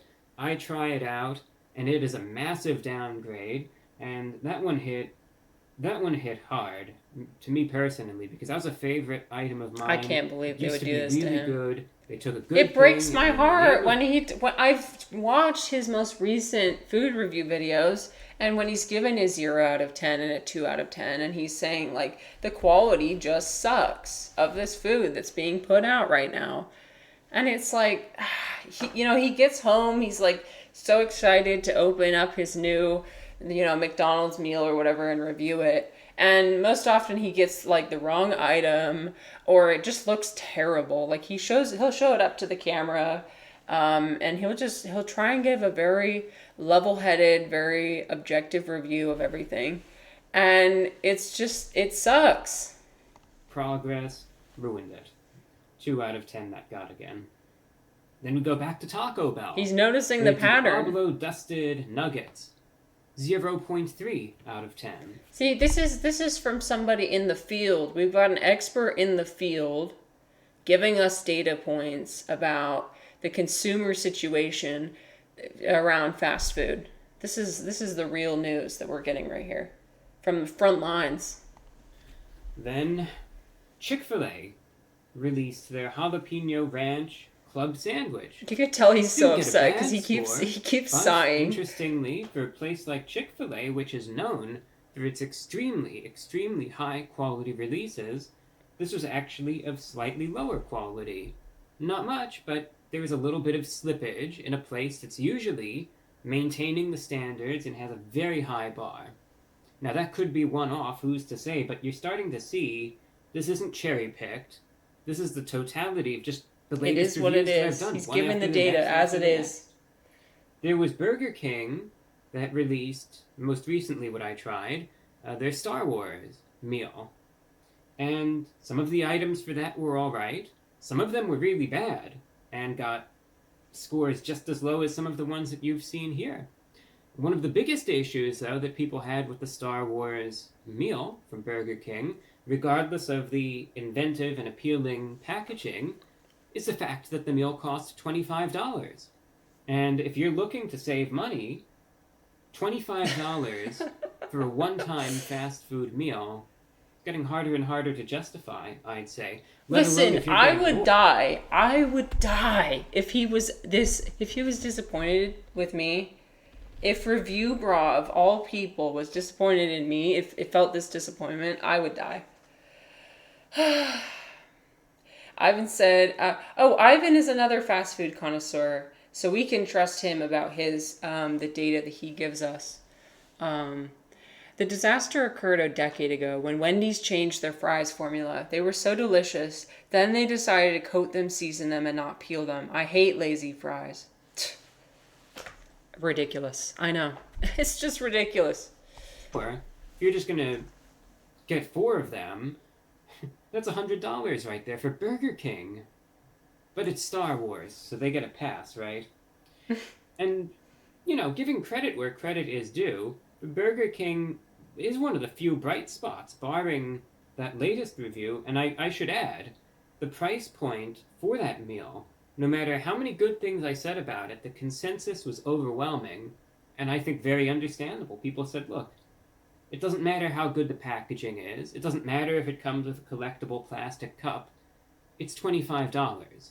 And that matters more to me than the fact that it comes with a plastic cup or some Star Wars packaging or anything like that. And that makes perfect sense to me. Absolutely. Your money is your money. Of course, absolutely. But on the subject of Burger King, lastly, if there was one bright spot on all of this... I wanted to share his final thoughts about it because those are really important. He's continuing to go through the data points. Would have genuinely good things that's happened this whole year in the world of fast food is the fact that Burger King, a place that he's given some good information there, they actually redid their Whopper, and there was genuine thusly.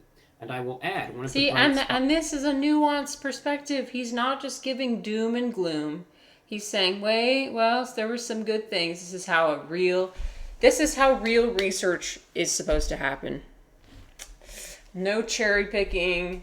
We're including both sides. We're saying, there's some outliers here, but the general consensus, the trend of the data is leaning one way. It's not the end of times, it's the end of an era. Yeah, I know. Well, he does clickbaity titles like this a lot, but if he ever stopped making videos, that would be really sad. People commented in the comments as well about you should do go to your locally owned diners and restaurants. I'm not a fan of fast food, but I'm a huge fan of the report of the week. That's me. I agree with. I liked it already. They pissed off the wrong guy, I tell you. Somebody said he should go to a fine dining establishment wearing pajamas. He could switch it up if he wants to. But like he's always cared about, you know, the everyday person getting the most value for their money in buying fast food. I mean, that's why he does fast food reviews is because when he started out, it was actually like it was much more accessible to people than fine dining. He still took it seriously. I mean, that's why he wears his suit and he wears his, his hair and he does himself up. Because it's like, I don't know, he cares so much about just your everyday person. And he's never sold out. He's never sold out. Spots, even then going to that Star Wars meal, there's a special Whopper that was included with it, and the quality that I previously noticed with their new and improved Whopper persisted onward to that special Star Wars meal.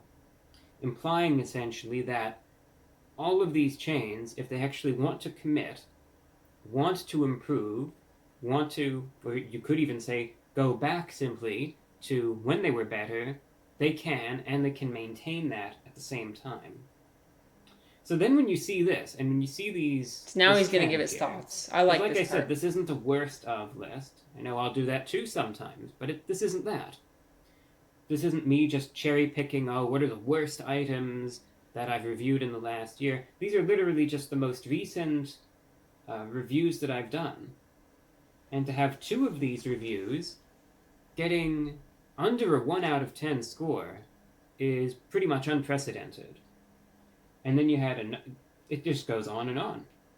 And I don't want to take up the whole video just ranting about that, but when you're looking at this and you're looking at the streak, because everyone, of course, says, fast food is just going to keep getting worse and worse, and then now you're really seeing it. Now this, to me, is almost like an acceleration of that. When you're getting consistent items, and I could only speak for myself, but I know for sure I'm not the only one, consistent items that are either disgusting, inedible, extremely overpriced, or are prepared so poorly that there's actually a legitimate, valid health concern to it, that raises serious questions and serious doubts. And in any reasonable circumstance, when you see this, and you see things falling so quickly, so rapidly, you would think to yourself, what even does the future hold to this? Because you would have to think either everything's going to come crashing down at some point, and it's going to have to, or maybe it will get better. When it's just as bad as this, you think there's almost no other alternative. And logically, I think that makes the most sense. But I am not as certain.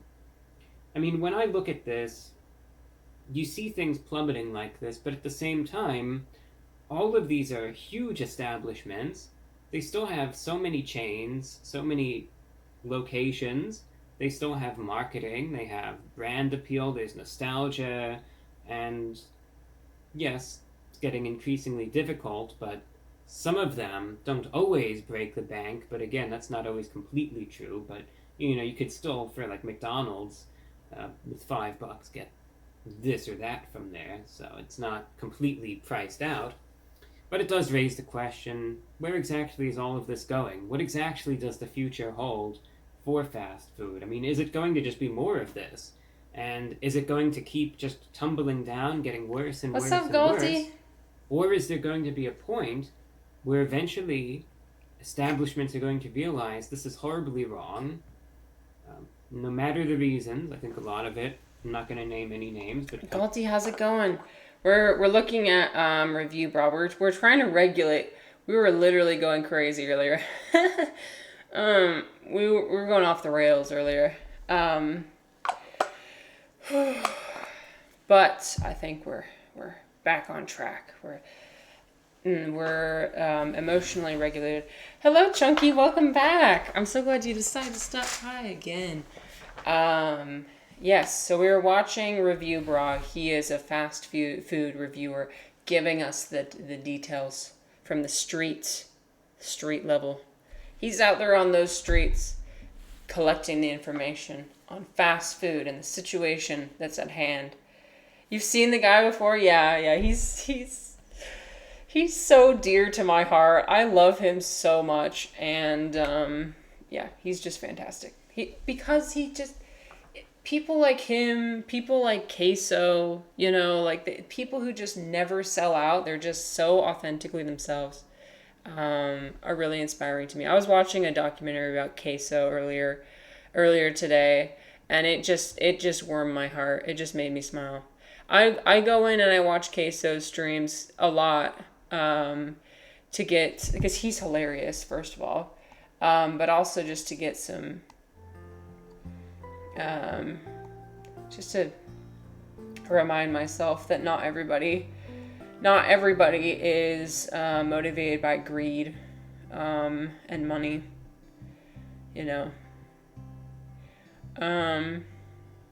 Wendy's had the best fries in the industry, and then they change them repeatedly for the worse every time. Yeah, it's rough out there. I stopped buying fast food. I'm not. I'm done with fast food.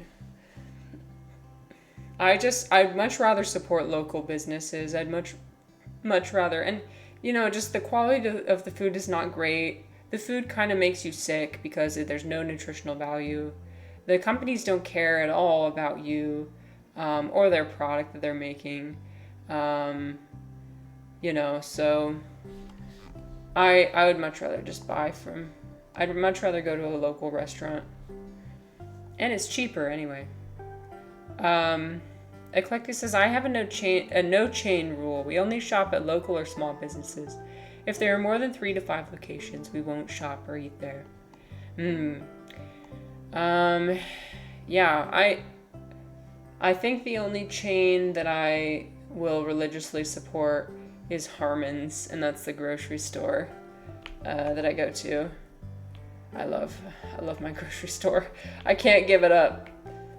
But yeah, I don't buy from fast food places.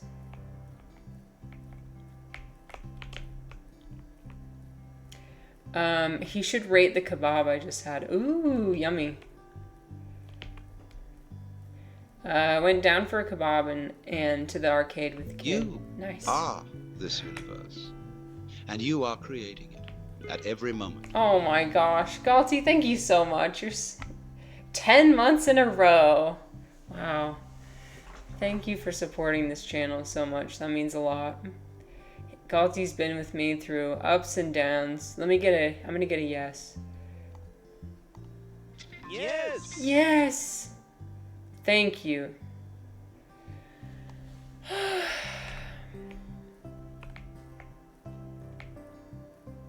Okay. We're gonna continue wandering the forest in search of our golden chanterelle. I kind of ruined my chances at gathering one of them earlier because I didn't check the right requirements. You have to check all the characteristics correctly, otherwise you can't pick it. So I kind of screwed it up.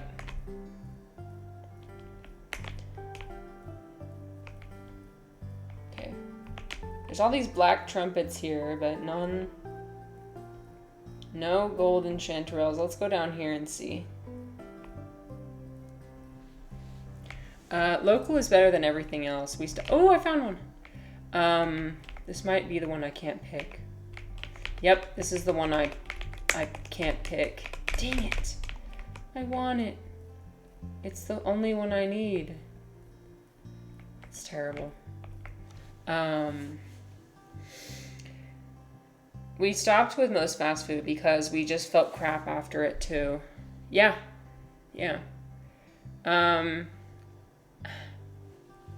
Let's start eating food that's real food, shall we?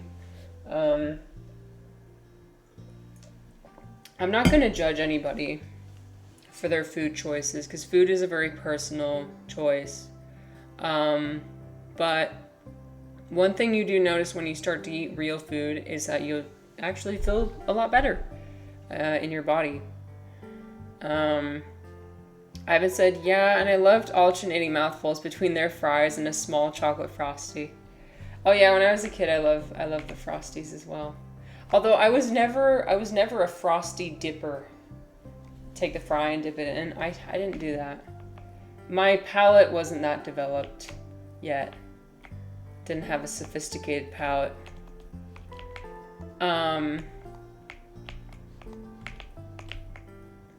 Did you watch the podcast episode that Jinxie did with Case? I watched parts of it, yes. And yeah, he said that he's never been motivated by money. I mean, the only thing that motivates him is wanting to be able to do what he loves.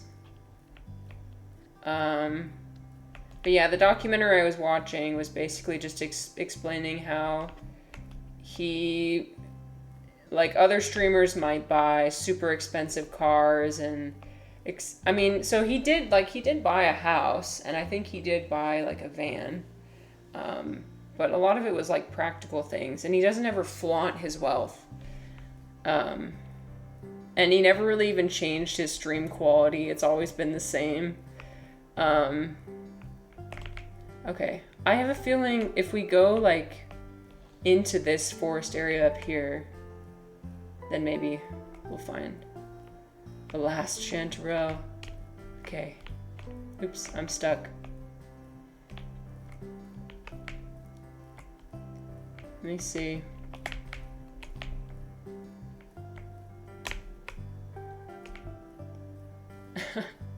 Okay. I don't know if I'm supposed to go this way, but I'm going anyway. Okay. Alright, we're in the deep forest now. We're gonna be eaten by a bear or something if we go in there too far. Okay, well, I guess not. Oh, now I'm trapped. It's official, I broke the game. Oh, okay, we're fine. Yeah, really cool hearing Case talk about his past and motivation. And, like, the way he supports his parents as well. And he's so grateful to his community. Sam said local is better than everything else. So the girl who's using how many rare earth minerals mined in conflict zones right now? You're right. I mean, you're not wrong. However, Sam, that's the kind of thinking that makes people paralyzed. Well, I mean, that's the kind of thinking that I've always had, and I feel like it's always paralyzed me. Well, yeah, because, like, I mean, you could, if you wanted to think about how much worse everybody always has it, then you will always have someone to compare yourself to, I guess.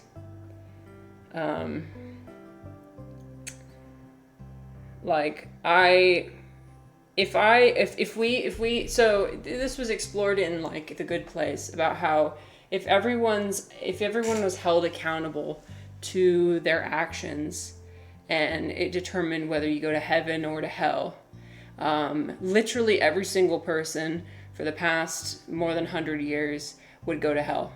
Sorry, spoiler for The Good Place, but the way it would be calculated out for all your actions, you would go to hell. Everyone, every single person in the world, except perhaps one. Who was the guy? It was the guy who, like, he was so hyper conscious about how he affected everything, and he was off the grid, and he grew his own food, and he accidentally stepped on a snail and, like, started crying and, like, felt so bad because that would undo his score, and he was meticulously, like, he lived a miserable life because he was constantly trying to, he figured out the system, like the system of points, and was trying to make it so he could get to heaven. That's the thing, the system's rigged. If I believe in heaven and hell, I would so be in hell. Well, I mean, so I would definitely be there too, according to those calculations. Everyone would be. Sam says, it's funny, me thinking of stuff like that lets me be free to experience things because I realize that there is no possibility to being good. Huh, that's an interesting way to look at it. I guess it's like the same as nihilism, right? Like, there's two ways to look at nihilism. Okay, I think I have to sleep because this is the only mushroom available, and it won't let me pick it, so I need to reset. We're gonna reset.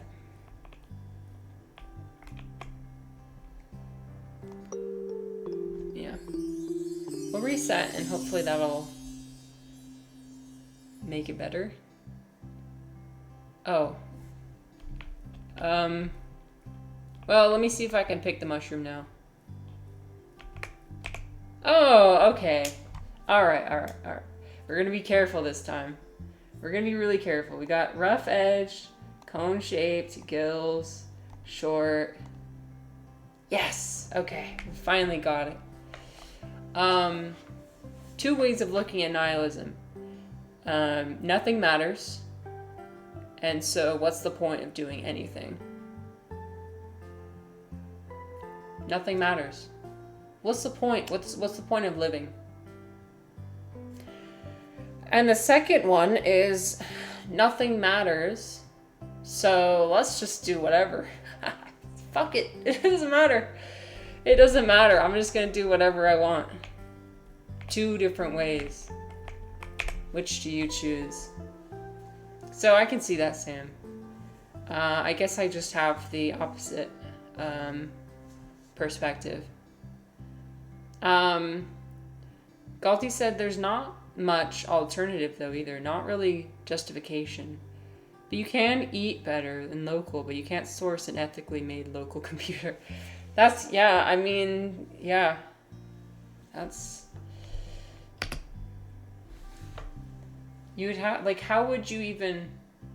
Our products now are so sophisticated, like, it would be just impossible to create everything yourself. To mine the resources. I mean, this is why I've said, like, maybe I should just drop everything and go move into the forest. I sell all my belongings. I'll break away, I'll separate myself. Here's the thing, there's no ethical consumption under capitalism. That's what that reminds me of. Is that what they mean by that? I think that's what they mean by that, is there's no ethical consumption under capitalism. What's wrong with your hair? It's got flowers in it. I fell. I fell in my backyard and all the flowers and twigs got in it. How's it going, Spider? What's up? I hope you're doing fantastic today. We are foraging for mushrooms and talking about doomer topics because that's just the day we're having. Okay. So, if you're feeling doomer energy today, then welcome. If you feel like nothing matters, join the club. Okay, so this has a smooth edged, gills, and a short. It does not have a vulva. It has a ring. Yes, it's a field mushroom. I'm gonna sell mushrooms before I go to sleep. Yeah! Yeah, that's how you could think of it. Spider, I'm trying to be a hippie. I want to be a real hippie. And my understanding is that hippies wear flowers in their hair. But also, my backyard was growing these beautiful flowers, and I was like, there's nothing, I don't know what to do with them. Oh, I'll put them in my hair. Okay. Rough edge, cone shaped. I hope you're doing well today. Smooth. Yes. Okay, I got it. The black trumpet. I'm not gonna get this one. This one's poisonous. Go somewhere else. We'll get this other black trumpet.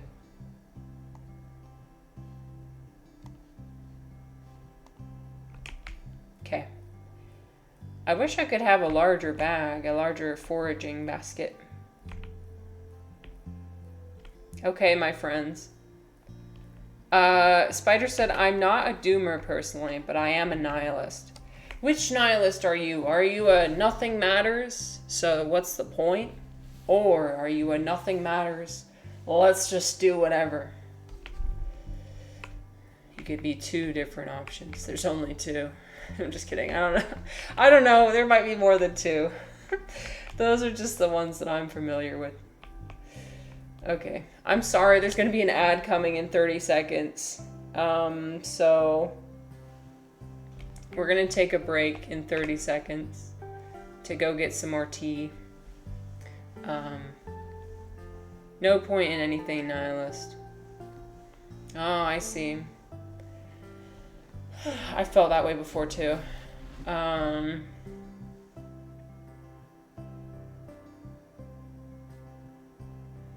I mean, whatever works for you to keep you going, right? Life is really, really, really hard. So, and I like to live in whimsical fairyland most of the time and pretend like it's all fine, but there are a lot of things about life that suck, and sometimes all you can do is just say life sucks. Unless I get to be immortal somehow, it's all meaningless, at least for me. This short span of life is insignificant. I can see how you would come to that conclusion. I mean, yeah, at the end of the day, like, the universe will be destroyed. And in the grand scheme of things, over millions, billions of years, our lifespan of 100 years is like not even 100, like 80 years is tiny. Okay, all right. I'll be right back. I'm gonna go get some more tea. Sorry, there's ads. We live in a hyper capitalist economy, so that's just the way it is. Okay, see ya. In 3 minutes, I'll see you.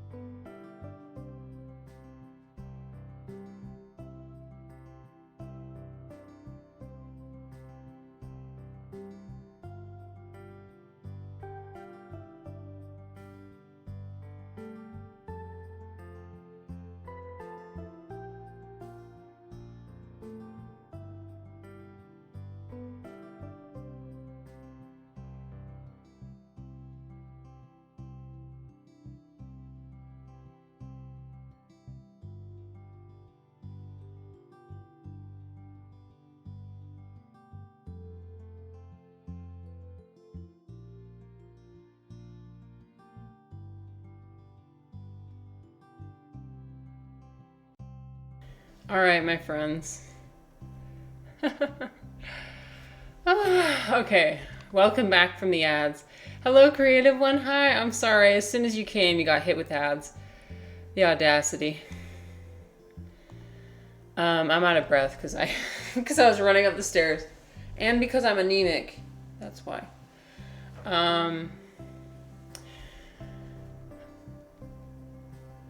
Does Marissa have a massive husband? The answer to that isn't pretty. Oh, Jesus. I will not reveal any information like that. I may overshare. But there are some things that I just simply cannot share information about. Oh my gosh. I do have limits. I did say I was ovulating. And that's information about myself that I can share freely. When it comes to other people, though, one does have to have some boundaries. Gothy says, this is maybe dumb, but I don't really get nihilism. Like, if everything is meaningless, but you still choose to exist, then there must be some meaning somewhere. Yeah.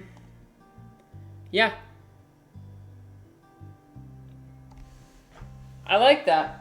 I think you're correct. Wait, where's my meaningless book? I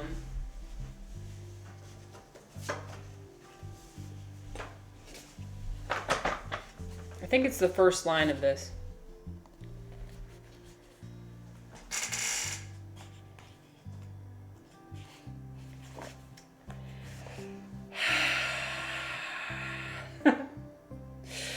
I'm gonna burn this book. Okay, anyway. There is but one truly serious philosophical problem, and that is S word. I can't say that word on Twitch, can I? And that is self-annihilation. We'll call it that. You can say, okay, here's the thing. I've heard from people you can't say that. Oh, it gets you demonetized on YouTube, doesn't it?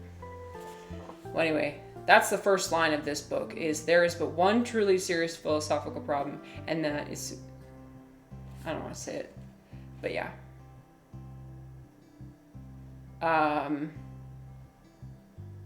This book sent me on the biggest depressive spiral I've ever been on, my dude. I will not be reading the rest. Garbage. Throw it out.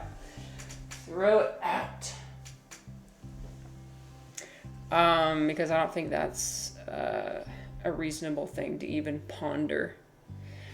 But that's mine. That's the thing I stand behind. We're talking about being wishy-washy on something, on most things. That is one thing I will stand behind. It's meaningless that there is meaning, said Sam. Wait, what does that mean? I'm not gleaning any meaning from what you just said. Okay, wait. I'm trying to. It's meaningless that there is meaning.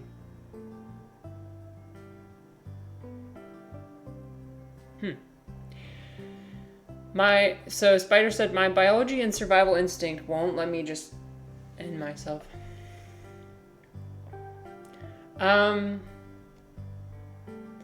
Well, I really think that existing is way better than not existing. But who am I to say that? Because I do have an easy life. So I don't know what it's like to not have an easy life. Let's see. Ivan said, I think nihilism often derives from utilitarianism, using outcome metrics to judge what is good. But utilitarianism isn't strictly correct. Most of us hold that some things are intrinsically good, independent of consequence. Yeah, this is something you talk about a lot in your stream. Like, you're trying to get people to find things of value outside of utilitarian reasoning. Because this is something that people who may... Well, anyway, I like it when you have those conversations on your stream, because I feel like the audience that you're trying to reach needs to hear that. Ooh, I shouldn't have said that. That's okay. I think it's a conversation that needs to be had. That's all I'll say. Sam says, well, maybe not, but I've never heard about it on Twitch. Oh, I already read that. For a human being, but in the grand scheme, it's all meaningless. Well, even if that's true, I mean, like, from moment to moment, like, the only time you have is right now. And I was listening to, so Refly recommended I read Meditations by Marcus Aurelius. And I listened to the audiobook of that. I liked the way he talked about, he went on and on and on about, remember you will die, remember you will die, remember you will die. And also about how we like, one point he brought up that I thought was super interesting was about how a person who dies after a long life and a person who dies after a really short one, they both don't lose that much. Or they both lose the same thing, which is the present moment. So, like, all you have is like one continuous existence until it stops. The way he put it was obviously super poetic and profound, but I liked the message that was being spread. Eclectic said that it just feels like an excuse to be negative and constantly challenge people without real consequences because it's based on belief. But I'm also not a philosopher, so my opinion holds no weight. Your opinion does hold weight, and you are a philosopher, I think. I think everybody can be a philosopher. If you think about it's. I think philosophy is just like it determines the topic. Like if you talk about it, then that makes you. If you ask questions, if you ask why, that makes you a philosopher. Yeah, Refly, I agree with that. If someone thinks their limited lifespan carries significance and meaning, good for them, man. Yeah, okay. Yeah, good for them.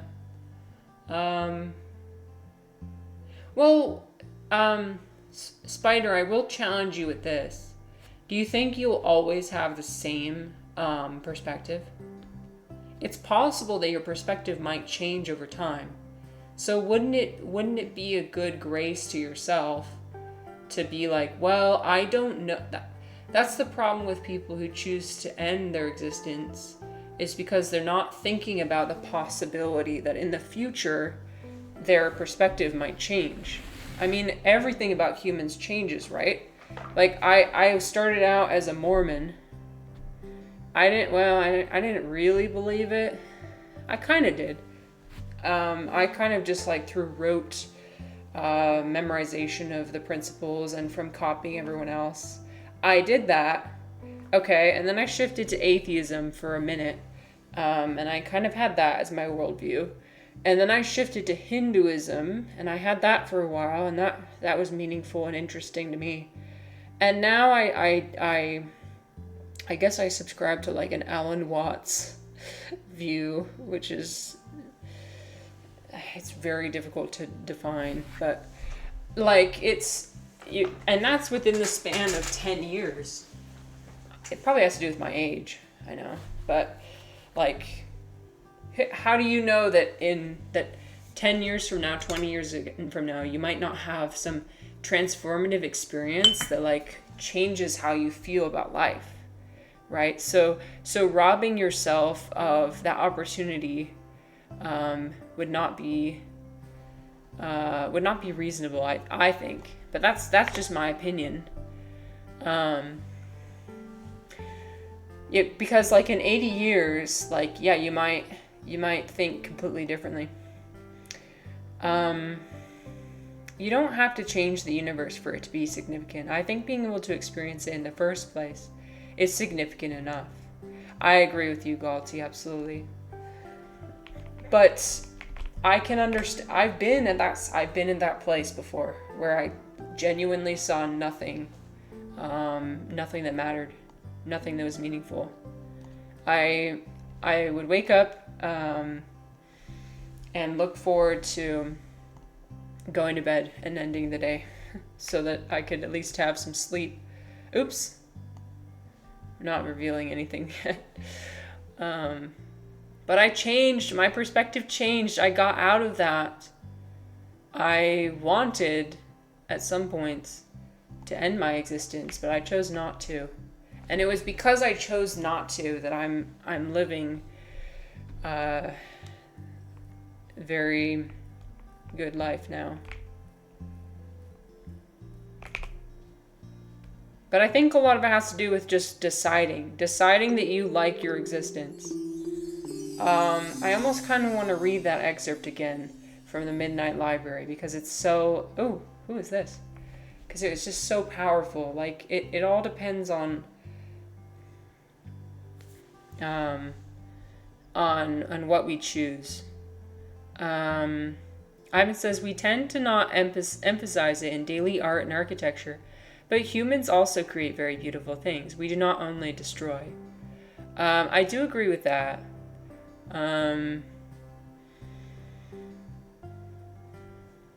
Yeah. I currently am surrounded by different works of art, that bring utility or not just utility, but they bring meaning to me. They're kind of like symbols. They're symbols of the values that I have. And also there's a symbol of the person who created it, like their humanity. It's their humanity displayed on a painting or on a work of art. Let's see. I collectively said, I think humans hold no significance other than destruction, clearly.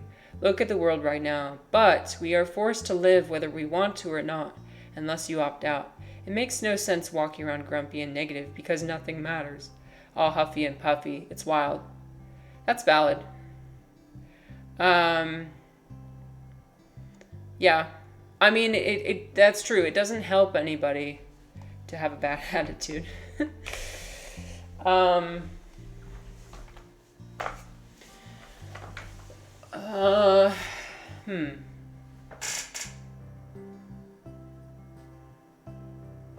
Kind of makes me think about like a different community that exists on Twitch. That's something I wanted to kind of investigate and discuss, but that might be unrelated.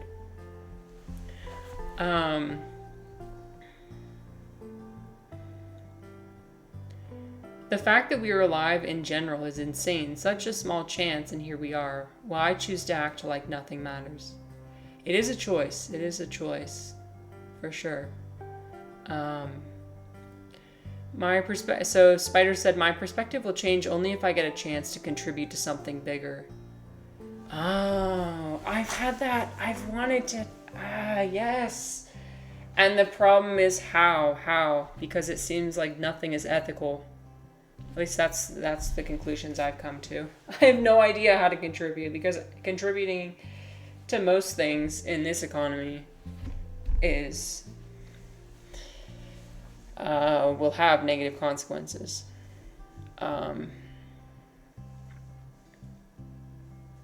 Let's see. Ivan said, I think we can be realistic about humanity's historical bad behavior, but be positive and hopeful about the greatest human ideals.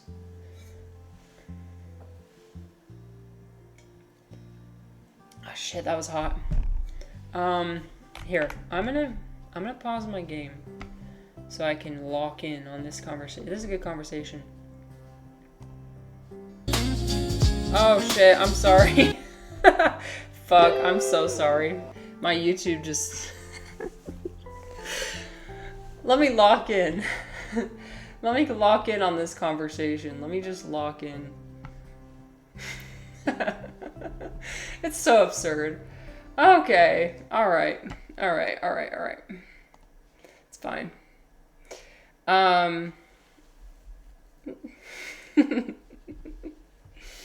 Oh, sometimes I do take an absurdist approach as well. Absurdism is pretty fun, not gonna lie. You guys should try it sometime. Everything, instead of everything is meaningless, how about just be like everything is absurd?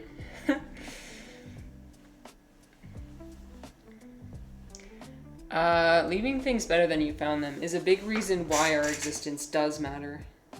Yeah, I was in a Reddit where people were talking about little things they do to help the environment.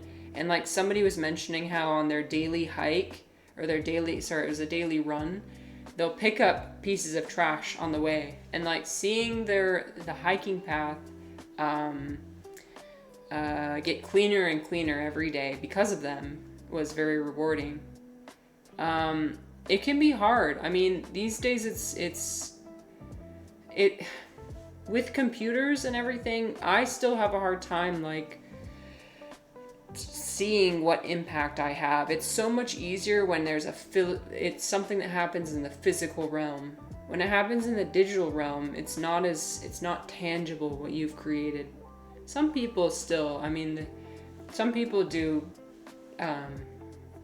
are able to see the good aspects of what they create in the digital space, but I'm not. So I have to do something in real life. But it gives one such a dopamine rush to see how they've changed their external environment. Spider says, do you know about the seven tenets of the Satanic Temple? It's not actually a Satanism thing, it's an internet thing. Those tenets make a great religion. I haven't. Let me look.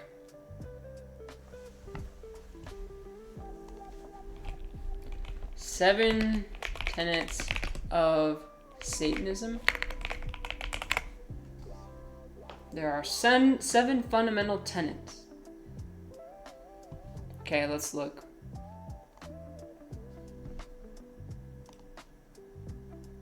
Nice. Okay. Number 1. One should strive to act with compassion and empathy towards all creatures in accordance with reason. Number 2. The struggle for justice is an ongoing and necessary pursuit that should prevail over laws and institutions. Number 3. One's body is inviolable, subject to one's own will alone. Number 4. The freedoms of others should be respected, including the freedom to offend. To willfully and unjustly encroach upon the freedoms of another is to forego one's own. Belief should conform to one's best scientific understanding of the world. One should take care never to distort scientific facts to fit one's beliefs. People are fallible. If one makes a mistake, one should do one's best to rectify it and resolve any harm that might have been caused. Every tenet is a guiding principle designed to inspire nobility in action and thought. The spirit of compassion, wisdom, and justice should always prevail over the written or spoken word. Yeah, I agree with all these.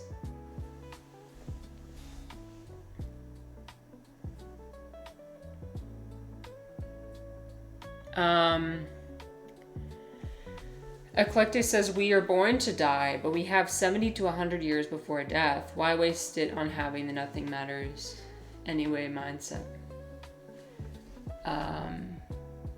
Many people have done wonderful things that have changed our lives or our world in smaller lifespans. And Galti said, your life right now is built on people that had the same or shorter lifespan. Seems pretty okay overall. I think one thing to counter, I mean, that you're right. I think one thing to counter that is what Marcus Aurelius said about how it doesn't really matter how long your lifespan is. You still have the same potential. I might be misquoting him, but let's think about it this way. Think about somebody who's like a hardcore procrastinator. Like if you have an entire semester to do something, and then you like wait until the very last second, the very last week of the semester. Let's say someone So like I saved all my work to the week before the semester ends. And I got that done. Compare that with somebody who spent the entire semester doing the work on the final paper. Both of us, let's say both of us completed the same quality of work. I don't know. I work really good under pressure. When it's the last straw, when it's the last like few hours, I just like suddenly all the inspiration comes. But I completed it within 1 week compared to somebody who did it over hours and hours and hours over an entire semester. So the same amount of work got done. I don't know if anything I said makes sense, but yeah. I expect she'll have bangs and black lipstick by next stream. Eclecte, oh yeah, she's a vampire. Oh, I see. So vampires and members of the Satanic Temple do not. It's two conflicting camps. What is this thing that Ivan is? Ooh. A type of undead creature with magical powers. Various works of fantasy, such as the Empire of the Necromancers, use lich as a general term for any corpse, animate or inanimate. Oh, I see.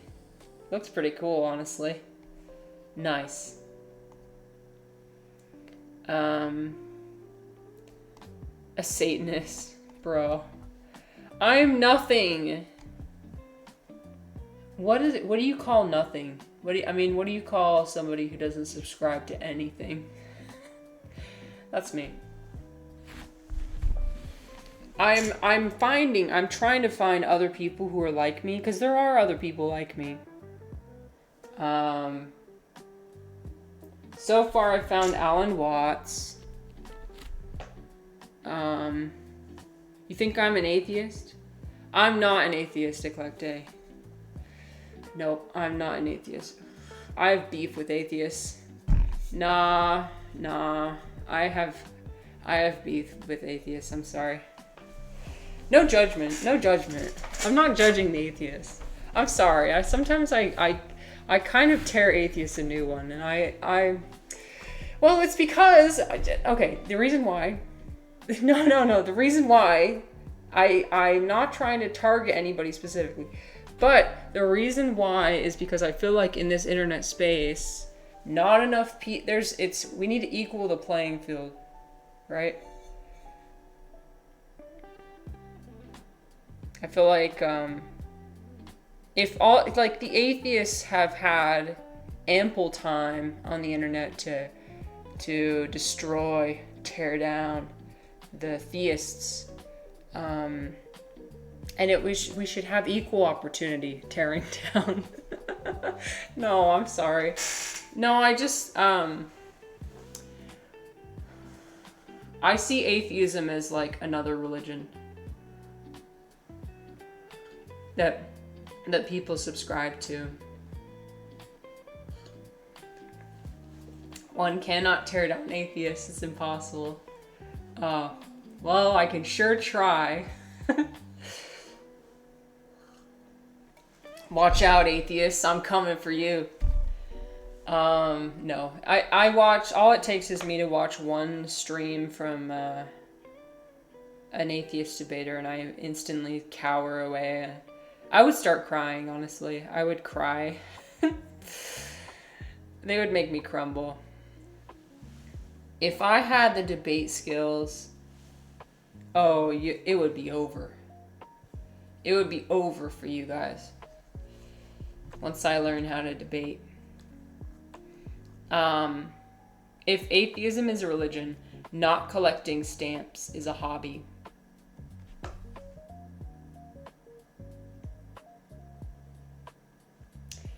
Okay, let me give my reasoning for why atheism is a religion. Here's what I've noticed. And this is coming from my limited exposure to atheist media. I was watching an interview with Sam Harris classic atheist. He's like the Joseph Smith of atheists. I don't know. I actually don't know what his role in atheism is. But anyway, I was watching an interview that he was doing with, I think it was Big Think. And he was contradicting himself. Over and over and over, he was contradicting himself. And my husband and I were talking about it, and we were just noticing, and we're like, this is not, because he's, okay, let me try and think back to what he said specifically. Oh, he was saying, don't even bother talking to people who are religious because they believe in something that's fundamentally false.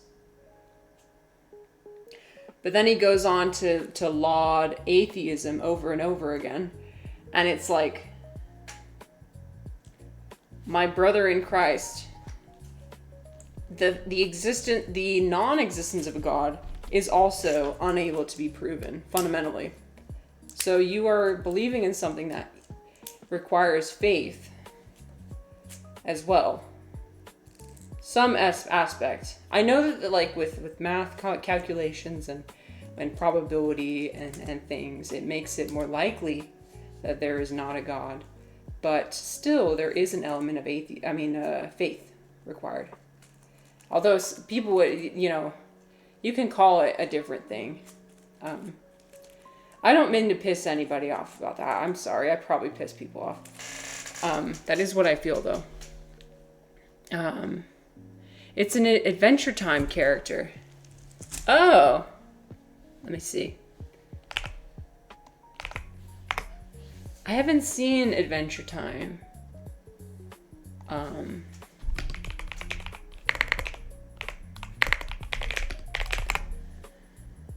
Oh, cool. Nice. Green guy. Green skeleton guy. But yeah, you guys are right. I need to reel it back in. I've been going way too hard on atheists. And I don't mean to. I don't mean to be ripping apart people's belief systems. You have a right to what you believe. And I'm not judging. I'm not trying to... The last thing I'm doing is judging people for what they believe in. What I am judging, what I am being critical of is proselytizing. I feel like that's free game. Telling other people that they have to believe something and that it's objectively true when it's not necessarily. That's what I'm critical of. I'm not saying there's nothing wrong with being an atheist or believing in a religion or whatever. That's your personal choice. And you have a right for that.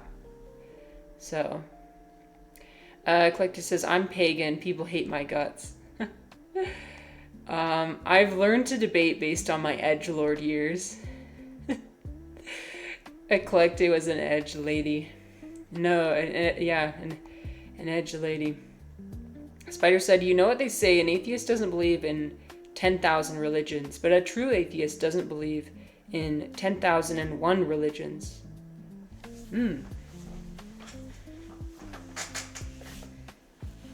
Yeah. Yeah, there's definitely distinctions. There's distinctions to be made among atheism, Not every atheist is this way that I'm criticizing.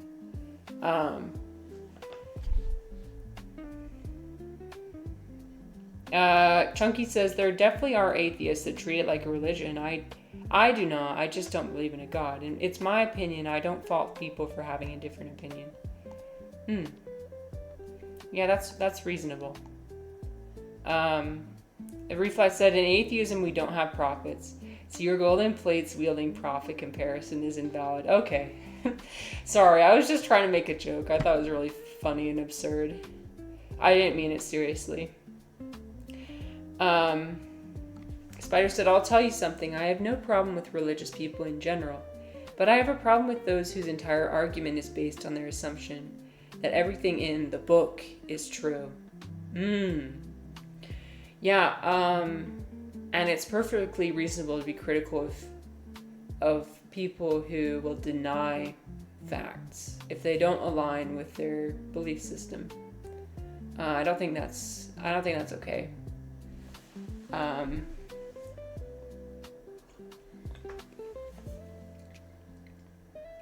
You dare to make a joke about my non-religion. Remember the 4 agreements, Refly. Remember, it's not personal. It's not personal. It's not personal. I didn't mean it personally. Okay.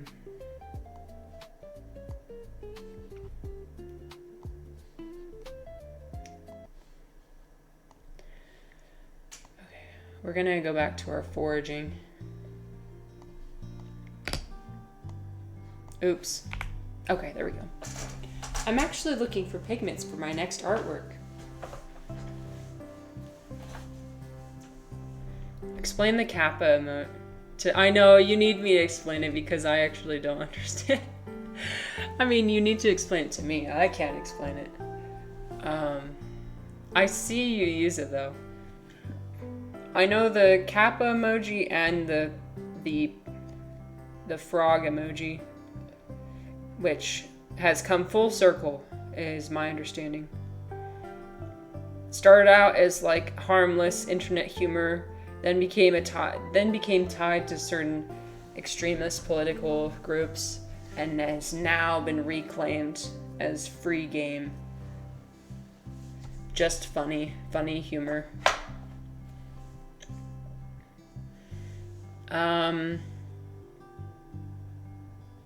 Oh, okay. Eclectic sent a song. Let's see. Flowers in your hair. Oh, nice. I'll save that for later.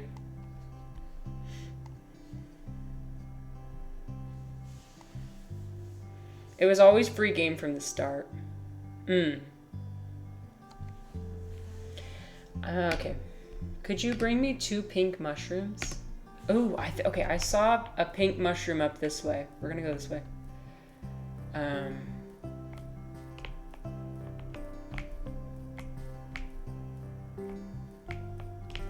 But yeah, I made it sound like I don't like Sam Harris or any of his ideas, and that's not true.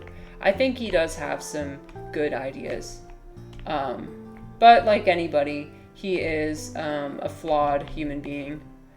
And so, and when he presents himself in a format where he's kind of saying things, he says things in a way, his demeanor is very, and that's the dangerous part, is that his demeanor is very like, he's very straight-faced, emotionless, and he presents the information as it is. Okay, you could trust me because this is what it is. You know, I'm not stuttering like me. I stutter. He's not stuttering. He's laying out the facts. But one thing I'm critical of is that he doesn't have the self-awareness to realize when he presents himself that way, he's making it sound like his subjective ideas are objective truth. This is something I see a lot with people that are similar to him. Life is one thing. There was a time I didn't even believe that deep emotional bonds, love, was a real thing. I only recently was convinced they're possible. Well, I'm glad you were able to see to be introduced. Some things you can only learn from. So, Spider, this has to do with the topic of the day, which is some things you can only learn through experience. You can hear what everybody else says about what love is. But until you experience it for yourself, what it feels like in your body, what it feels like for somebody else to show it to you, you might not know. Okay. Long stems, rose spindles. Yes. Okay, we got one.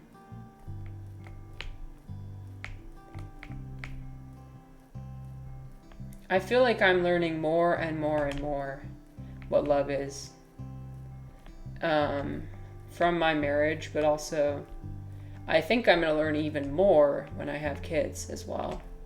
That's going to unlock a completely new type of love that I've never been able to access before. Ivan says, I live a life today that I never would have dreamed of when I was younger. I love that for you. I'm so glad. I'm so glad that you,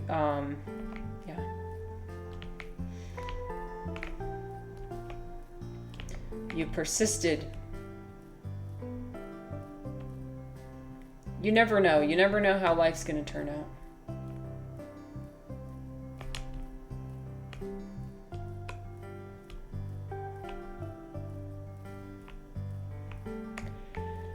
Okay, so I wonder if I haven't seen any other of those rose spindles anywhere. I wonder if one of them is in the cave over here.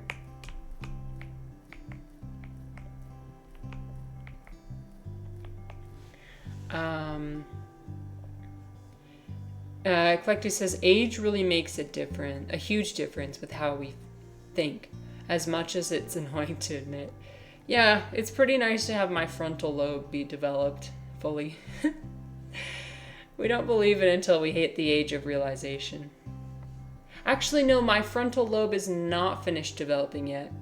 The science has gone back and said it doesn't finish until like 32, 33.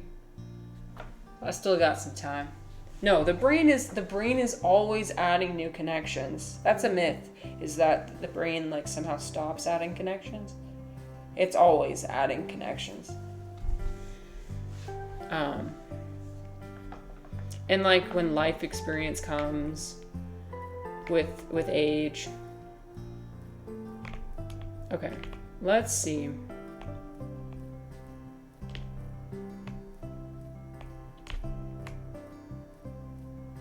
What I'm not going to do is I'm not going to go down because that's going to take me back to where I was.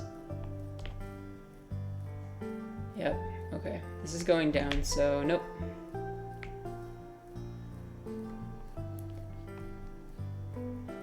Spider is still anti-relationship too, because while deep emotional bonds are possible, it requires a very specific criteria, and it's rare. It does require a lot of work. Yep, absolutely. It requires a lot of constant, like gratitude for the other person, a constant like compromise, a constant like swallowing down your pride, constant swallowing your pride. And it's you know, you can't control somebody. Fundamentally, you can't control somebody else. So if they have a big change in their life and they have this huge like self-realization and they decide one day they want to leave you, like you don't really have control over that.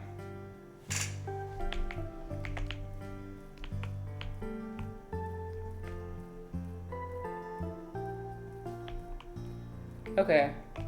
I can't find it, you guys. I can't find it. All I found is this death cap mushroom. That's not what I want.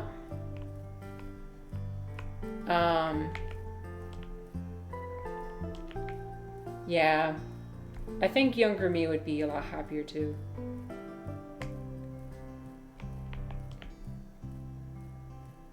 That's the thing. We need to constantly be reminding ourselves. We forget so easily.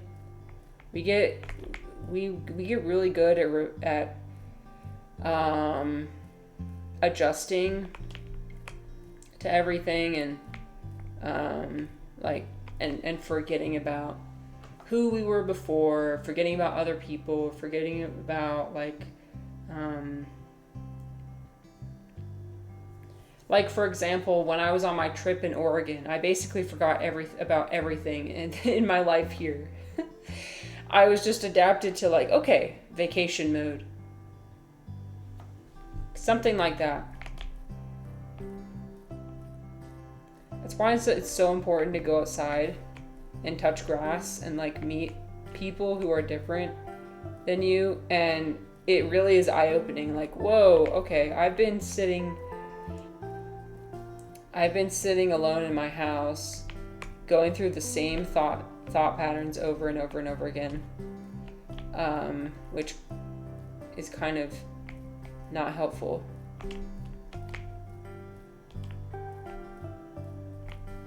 And these people have been spending time in their little group over here, going through the same thought patterns over and over, and getting more refined. And we have a huge disconnect. Oh shit! What do we do? That's what happened in America. Okay. Reflex said, in my opinion, Americans marry when they are too young. That's fair. Musicians marry when they're too young.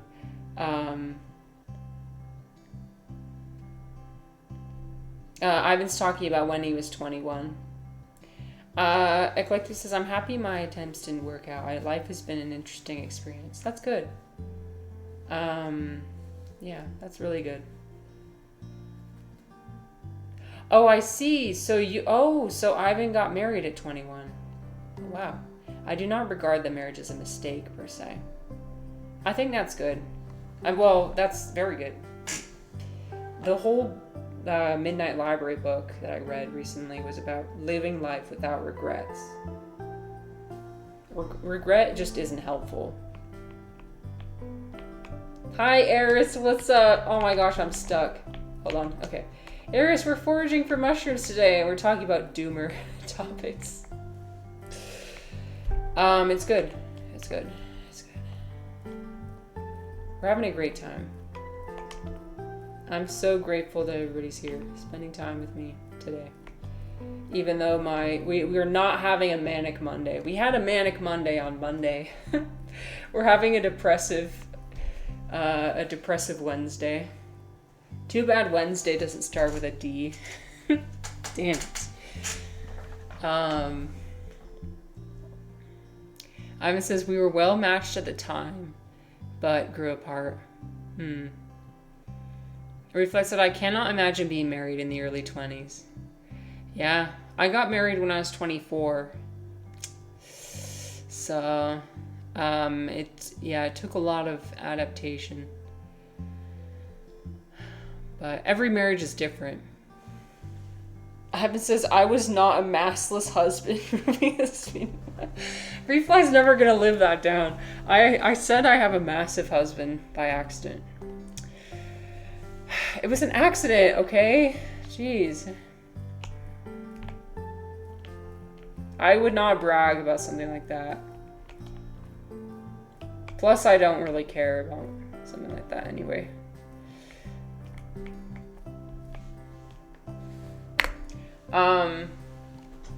I had a lovely time in Eris's stream last night. It was fun. I'm gonna be wandering around here forever. I don't know where it is. I can't find it. Where have I not been? I feel like maybe down this way, perhaps. This looks very familiar. What if I go in this clearing right here? Nope. Okay.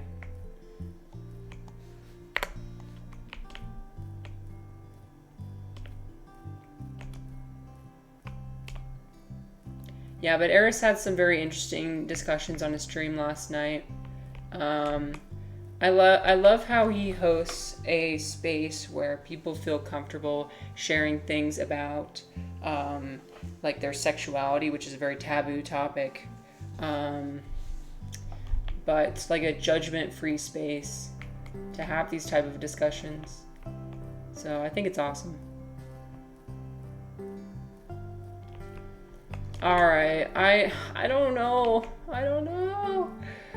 I've been wandering the same area over and over and over. Let me check in the cave.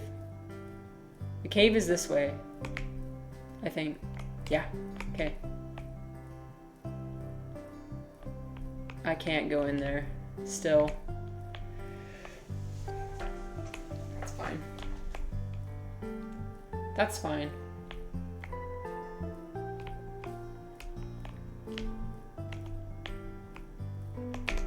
See, these aren't mushrooms, these are flowers, so I can't get these, even though they're pink.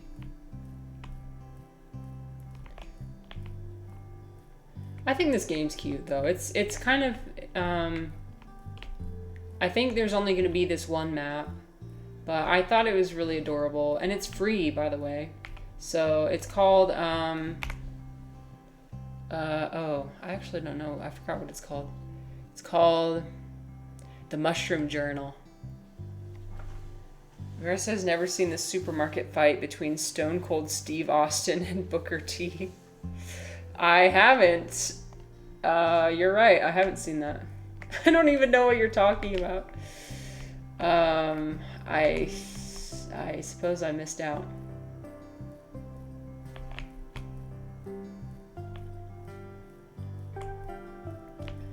Oh my gosh, you guys. This is not cute anymore. I've been to this area before. Maybe I like accidentally took a bite of a hallucinogenic mushroom and am now just hallucinating this space. This actually feels like my dream. It's kind of like Inception, where with Inception the architect creates a very limited map because it's hard to conceptualize. You just gotta make it all look similar, like optical illusions. And you trap all the people in there and they can't leave.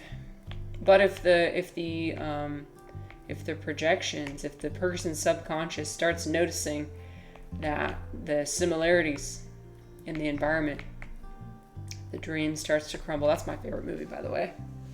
I love Inception. Top 5 movies of all time. Okay, let me go back. Maybe if I like go to sleep, because I feel like it's not down here in these I could just, I've tried going through the thick forest in here. That hasn't really panned out. I just get stuck.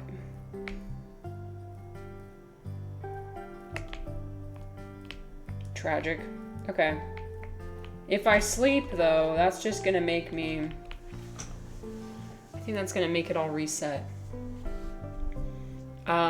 Spider said, I'm curious, though. What do women prefer? Chill, passive, and gentle guy, or aggressive, tamed, and strong guy? Eclectic is right. It depends on the woman. Yeah, women are so... It depends on the woman and how mentally mature she is. I still would push back against that refly. I think mentally mature women like both. They definitely like both. If you see if you see what's available on Love and Deep Space, just saying. There's all sorts. They accommodate all sorts of men that people like. Okay, I can't. Okay, I know the pink mushrooms are called rose spindles, but I can't find them, sweetie. Can I go to bed? My reputation will suffer. That's okay.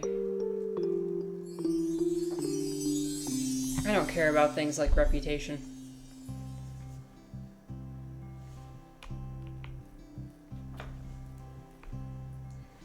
Second only to Austin bearing the shit out of Vince with a bedpan. Are you guys talking about like wrestling or whatever? That's what that emoji is from, right? Nice. Well, I like it. Whenever I see that emoji, I instantly think about Eris.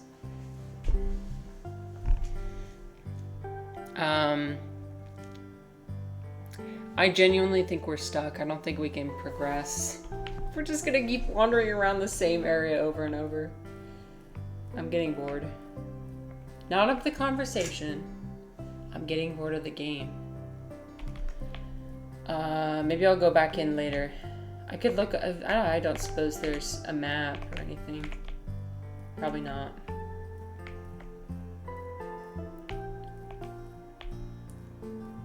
Yeah, I don't know. I can't find it. We're gonna go in here. Okay. Enough is enough. We're cutting through the trees. I've had enough. Maybe that is the solution. Wait, hold on. Does going to sleep regenerate? Cause the... Oh, crap. Where did I find it originally? It was somewhere above. It was somewhere in the top region.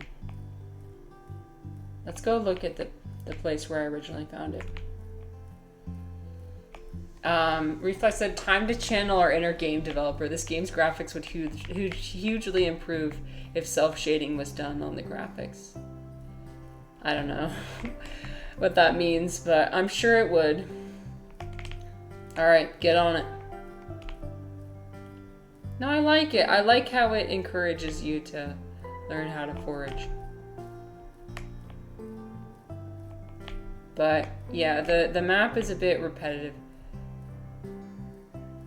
But more importantly, like, there's not that many, well, it's just like real life. That's the thing. There's not that many markers for where you are. So you need to be very conscious and aware of, oh, look at that tree. That tree's different than the other trees. So that means I need to go north. That means I need to go west. I'm at the stage where all the trees look the same, so I still can't distinguish between the trees. So that's probably what's causing me to get lost. Oh dear. Spider said, this might sound weird, but my lack of social life has made women feel relatively alien and unknown to me. My assumptions are based on things I see in movies and Reddit only.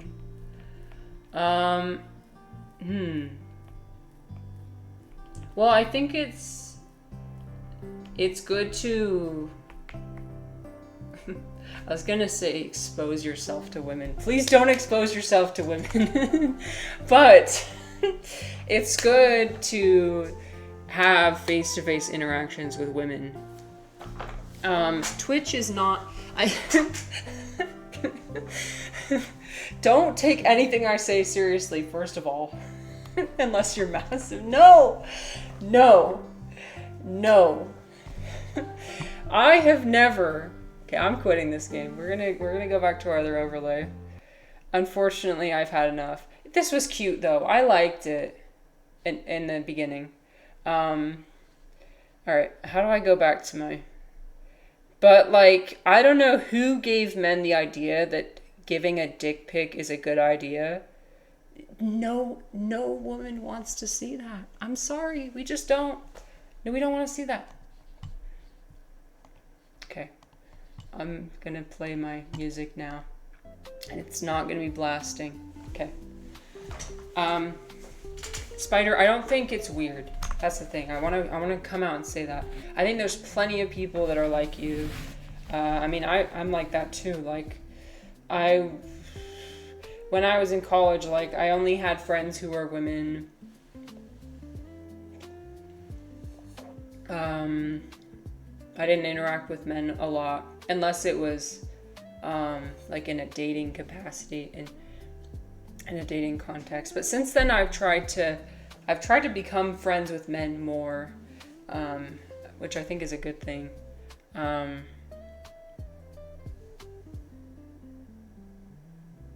Do people really do that? Yes, they do. Unfortunately.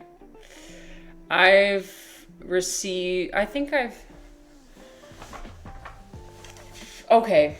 So, personally, I've never received one. But I definitely know plenty of women who have. And it doesn't have anything to do with, like, what kind of spaces you're in or what your personality's like. It's just like luck of the draw. Yay, lucky me, I get a naked mole rat in my... I'm sorry. Okay, there's gonna be ads coming. Please don't be offended by what don't take anything I say seriously, you guys. I don't mean it. But yeah, there's gonna be ads. Any minute now. Any second.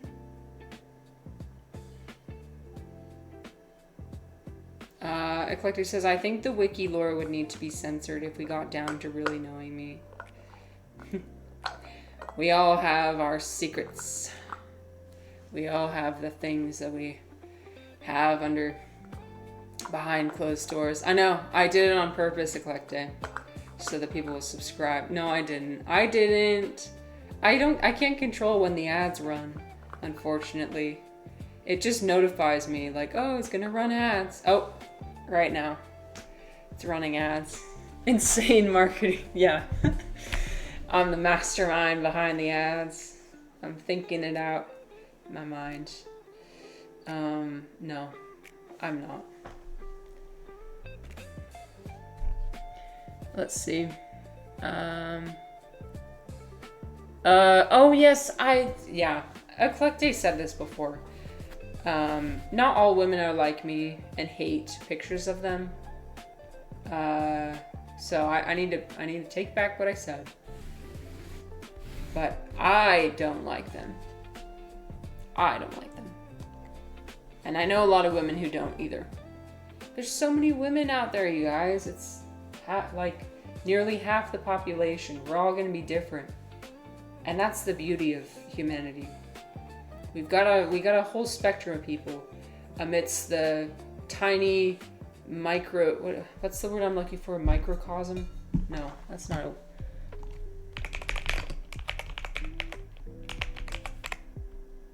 Oh yeah.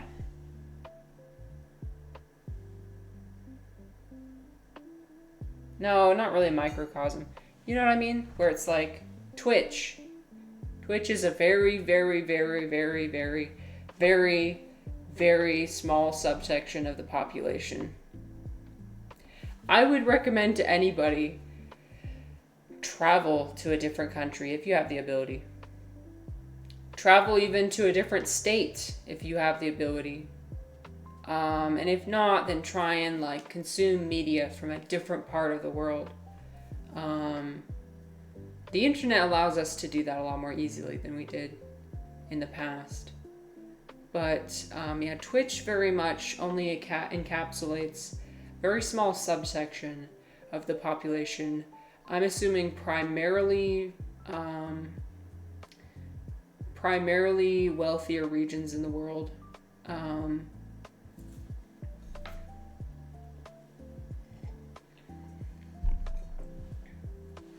Ivan says, the details of my life are inconsequential. What is when did I never learned any of these words, you guys. My education, my American education, terrible. Inconsequential. It means, I can't even spell it. I can't spell it. Hold on. Okay, I had to lock in. It means lacking importance, value, or relevance. I don't know what you meant by that, but I think the details of your life are very fascinating and interesting. But it's up to you how much you want to share. That's the thing. Everybody shares things about their life in different amounts. Just because I share a lot about my life doesn't mean you have to as well. But it's my belief that every single human being has a life that's as complex and rich as mine.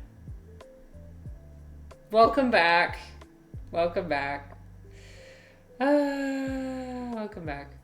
I was just saying how you display the reality, which is that women, there's so many different women out there. I'm not speaking for all women. And Twitch itself is a very, very, very small section of the population. Spider said, like I'll tell you, and it might sound a bit like a nice guy thing. Okay. But I automatically put my boundaries up when talking to women because I feel obligated to respect them by being very specific and filtered.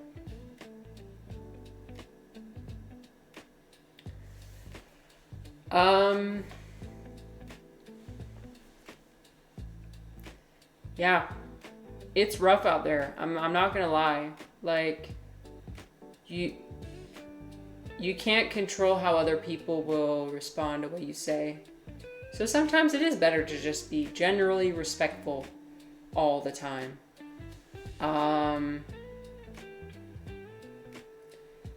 And I can't say that, like, if you let your guard down and your boundaries down, that a woman's not going to, that the specific woman you're dealing with is not going to harm you in any way. Different women respond to jokes, banter, sexual, all different. Oh, yes, exactly. Like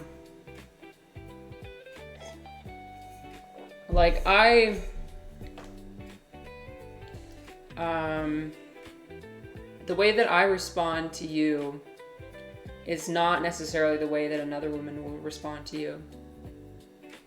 I've said it does mean that we sometimes miss signals and that were obvious in retrospect.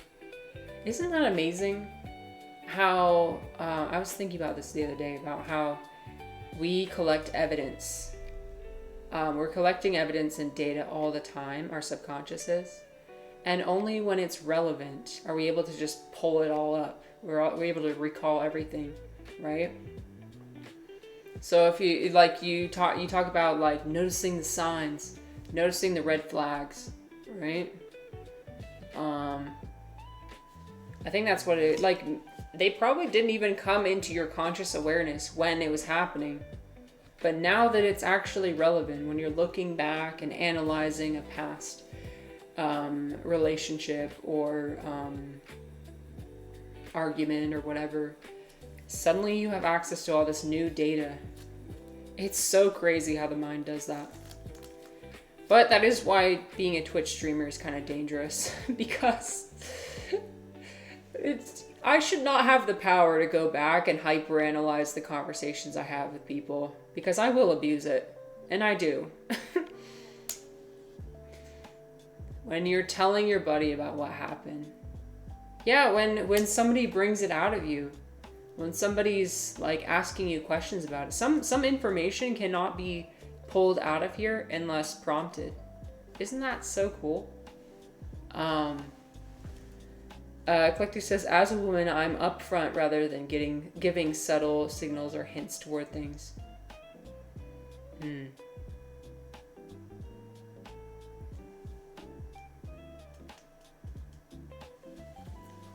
Yeah.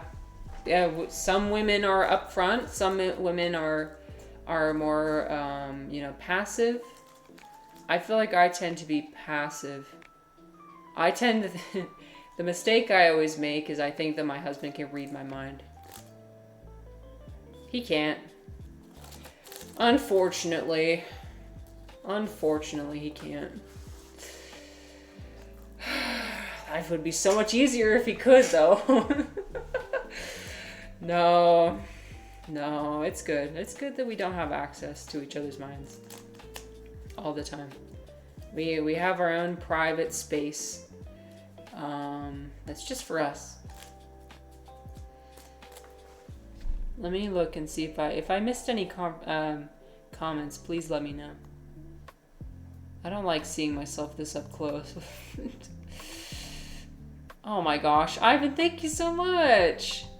Oh, wait, why didn't that show up on my screen? It's supposed to show up. Well, that's very kind of you.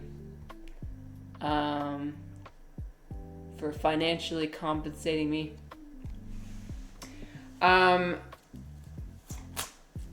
Okay.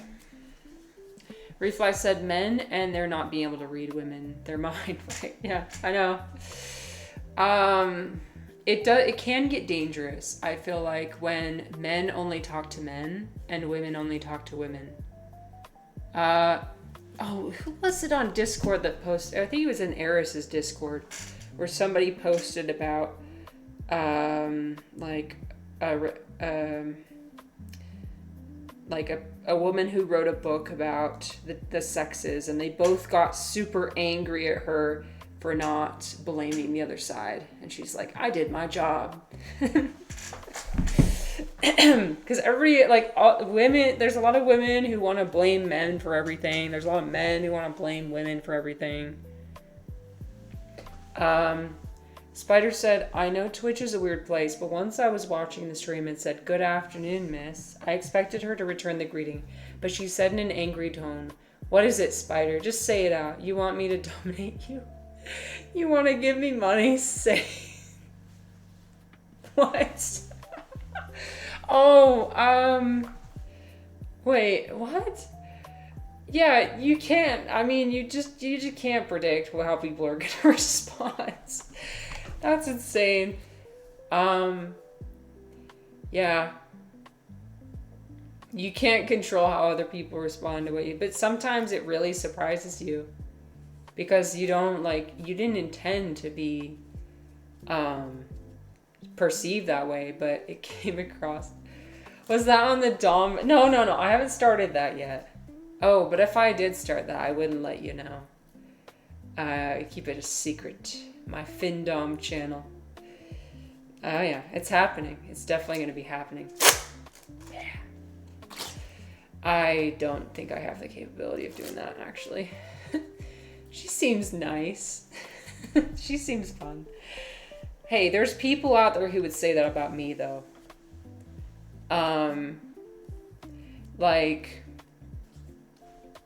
Yeah, there's definitely people out there who would say the same thing about me. Who'd say that I get offended super easily. That I am super egotistical. And sometimes it has to do with the moment you caught them in. Like, they might have been having a really bad day. We've talked about this before, but like, people are constantly accumulating facts and evidence to fit their narrative that they're telling themselves. People are telling themselves stories all day, every day.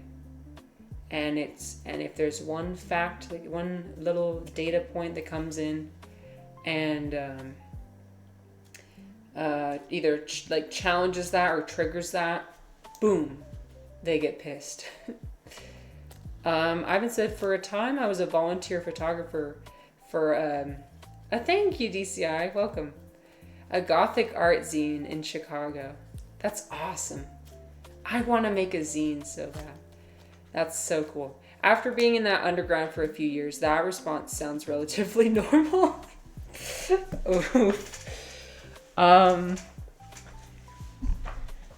I think, my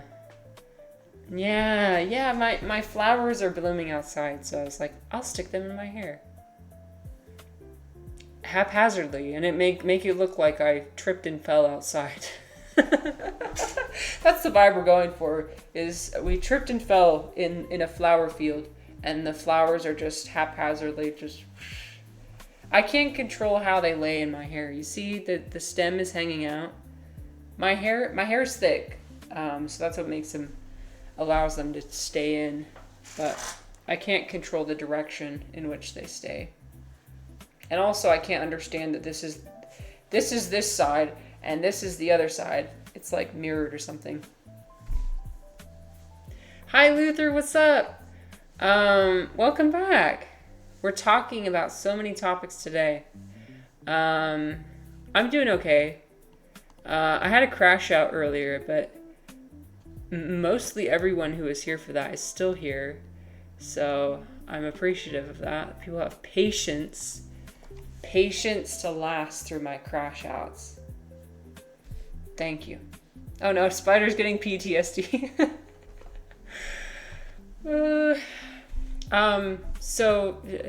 Oh please, you call that a crash out? Well, I'm just trying to apologize for something. You're right. I shouldn't be apologizing. You're right. I shouldn't apologize. You think that was a crash out? Oh, you haven't seen anything yet. You haven't seen anything. If you start a cult, I join it. That is the nicest thing anybody's ever said to me. Oh my god, you're coming right in with all these compliments. Wow, thank you. What did I do to deserve this? Anyway, you haven't seen anything yet. I call them crash outs, but yeah. There are some things, surprisingly enough, that I do hold back. Okay. Let me make sure I didn't miss anything. Oh, Spider asked, how would you guys end the gender war? What do you mean by... I don't mean to be Jordan Peterson, but what do you mean by gender war? I'm curious what you mean. I know there's like YouTube community, online communities that are going a bit crazy. Specifically the manosphere. And like hyperfeminism, which I'm critical of both. I'm critical of both hyperfeminism and hypermasculinism. Luther is craving eating liver right now in the middle of the fucking night.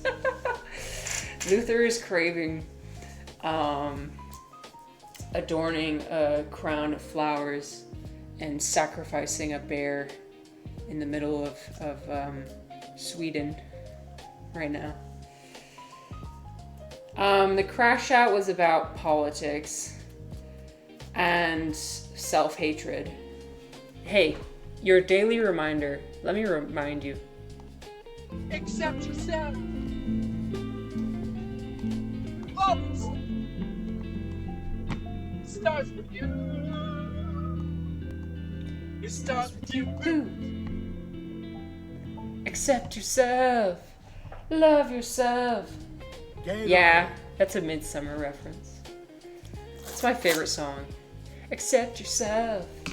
Love yourself. It starts with you. I have to show you guys the original. I've showed this, but like for the new people, you have to see it. You guys have seen this, right? Accept yourself. Love yourself. Right from the source. Accept yourself. Love yourself. It starts with you. You. It starts with you. I love the part at the end where he's like, it starts with you. Who? I did a lot of work filtering out those siren noises. It took a lot in order to make my compilation. But yes, credit to the inventor of the song. Inventor? To the writer of the song. Matthew Silver. This is another one of those things we were talking about earlier about how, like, if you start noticing similarities between yourself and a person that other people might call crazy, that might mean that you yourself are actually crazy. Oof. What's wrong? There's nothing wrong with being crazy. Who said that we need to... Men, grab the torches and pitchforks. Eclectic said, what war women... Oh, no. Oh! Okay, there's literally a gender war being started in my chat right now. Oh my gosh. Please don't. People from different genders unable to empathize with one another, blaming each other for all that is wrong. That's gender war. Well, I mean, I will admit that there's definitely people out there who believe that, who think that way. There was a video that was shared by a member of, well, I won't mention the streamer because it has nothing to do with him. In another streamer's community that was from the manosphere, and like that influencer and everybody involved was like so unaware. Let me find it. I'll find it. We already unpacked. We already went through this whole video, but The levels of consciousness video.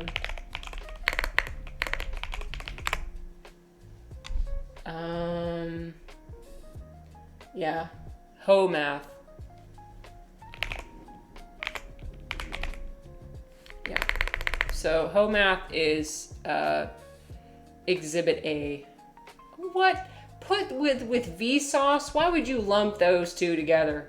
Vsauce does not deserve to be slandered like this. Not my king. My king Vsauce. I love Vsauce. He's amazing. Anyway, we did a deep dive on this video, which I don't even know why I took it seriously. Well, I took it seriously because there is some truth to it. But like, holy shit, this guy is crazy. Oh my god.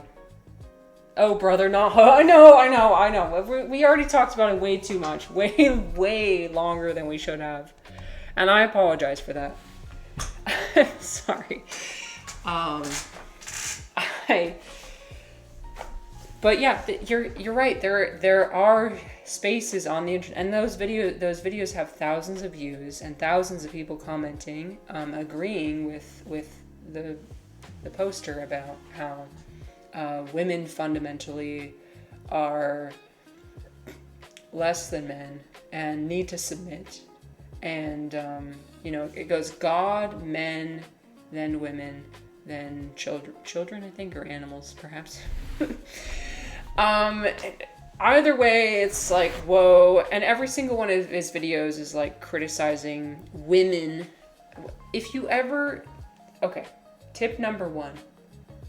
If you ever come across somebody, I'm laughing because I'm realizing my own hypocrisy.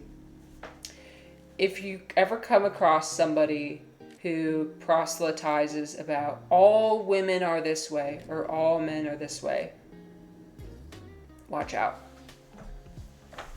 I make jokes sometimes about women being some way and men being other ways, and hopefully people take them as jokes. I don't usually mean all men are this way, all women are this way. You genuinely cannot make statements like that. Because we're just too different. I mean, you look at the differences between me and Eclecte. 2 people on a platform that's like, the population is relatively small. Like the pool that we're selecting from is pretty small. But still, like, because I have like, the amount of women that watch me is probably, I can count on my left hand. Which I'm very grateful that Eclecte watches me and stays. But just between me and another one of the 5 women that watch me, so many differences.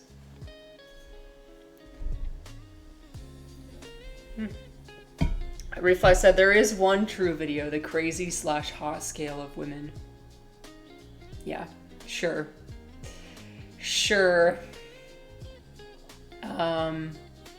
The gender war on the internet is only about clickbait and generating profits. Refly, that may be true for the people creating the videos, but the problem is that the people watching the videos don't understand that. A lot of them don't. And so they really believe these things. And that's a problem. Luther said the gender war ends with everyone admitting they are bisexual and making out, then probably make some art and work. Wait, I'm pinning this comment. Holy shit. Oh my god, yes. Exactly. Oh my god, that's beautiful. I, myself, am a bisexual. I'm not joking, I actually am. So...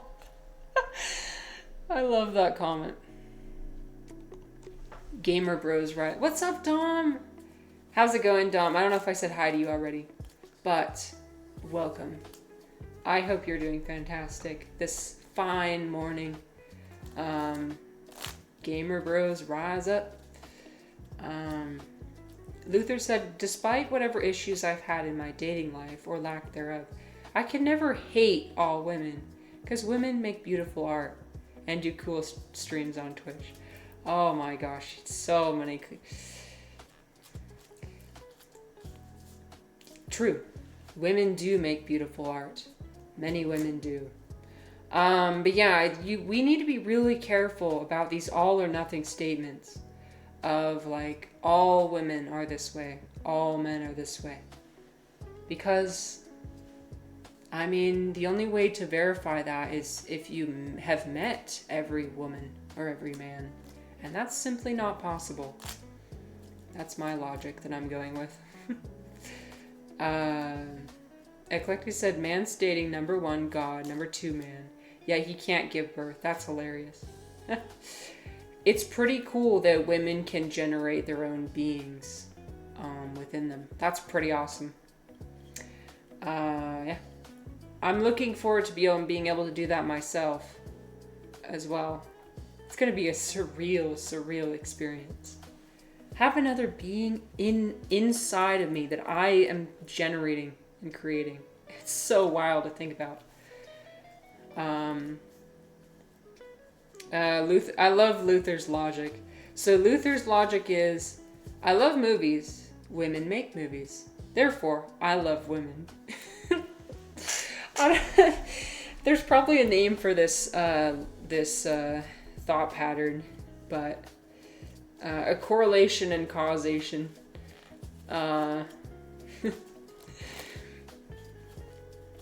Dom says, I dated a girl who came out as bisexual after we stopped dating, and all I could think of was Ross from Friends having a masculinity crisis over his wife dating a woman after him. Well, Ross needs to read the 4 agreements and realize it's not personal. Nothing's personal.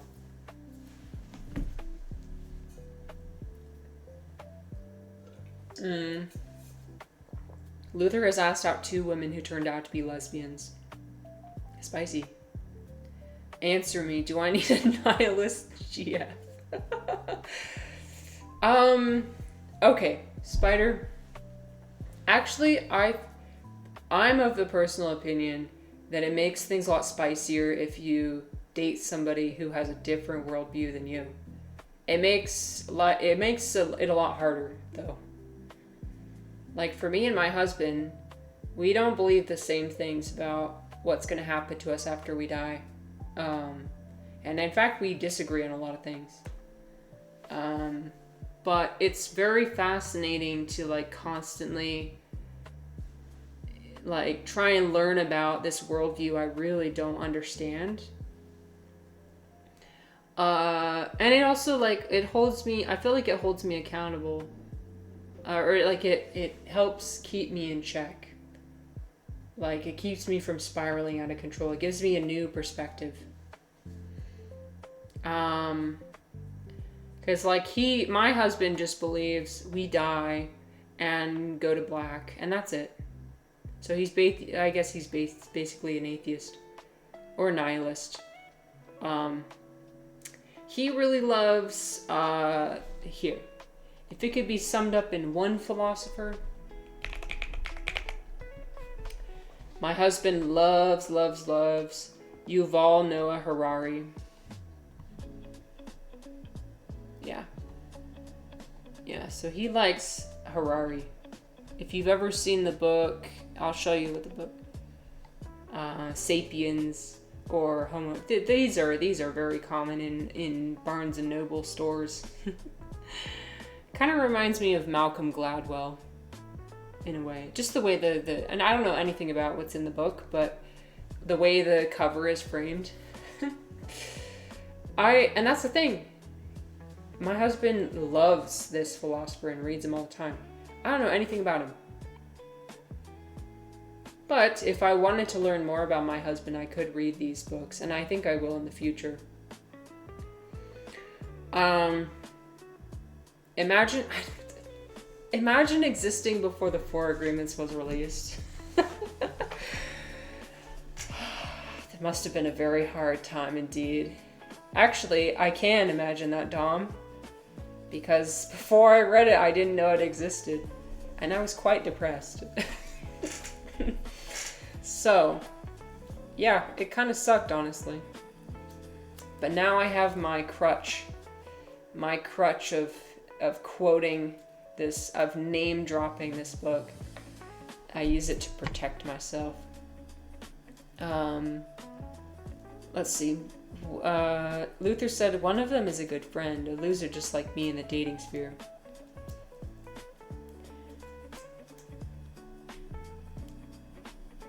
Well, I think you're anything but a loser. Losers don't hang out here in this stream. Okay. Dom says, I dropped in on someone listening to one of his audiobooks. It seemed like a whirlwind of ideas I didn't find it that appealing. Different things resonate with different people. I remember I recommended that book by Michael Pollan about consciousness. And some people from here read it. I think, Dom, you read it as well. And didn't glean much from it. And that's what happens sometimes, I guess. You know. But I thank you and I appreciate you for giving it a try, giving it an attempt. Eclectic said, Israeli medievalist is all I needed to read, not a fan. I knew that would make some people upset. What about Israeli medievalism is upsetting to you? No, we're not gonna go there. Just kidding. I take that back. Okay, that is a topic I will not touch with a 10-foot pole, unfortunately.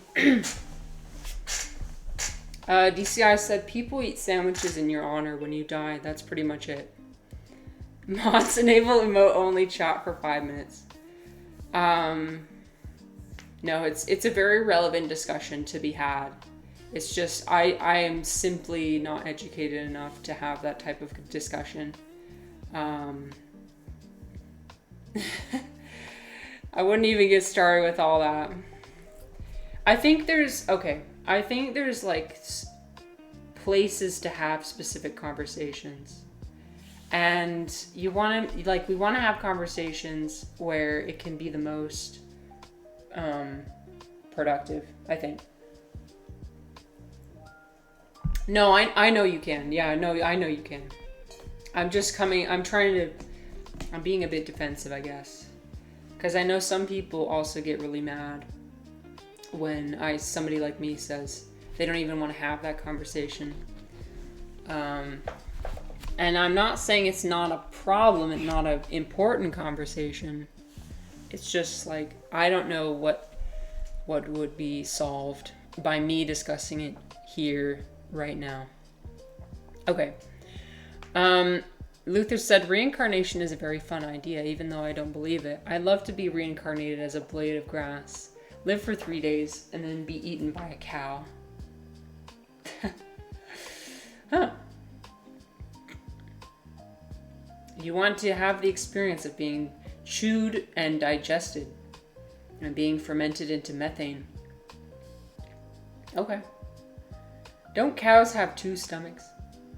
You would pass from the first stomach to the second stomach, and then you would be broken down into all your various compounds. Okay. Dom says, I don't mind. Oh, Pollan's book, it was well written, but I do have a few sharp critiques. Well, if you'd like to discuss them here, no problem. Cows have 1 stomach. Oh.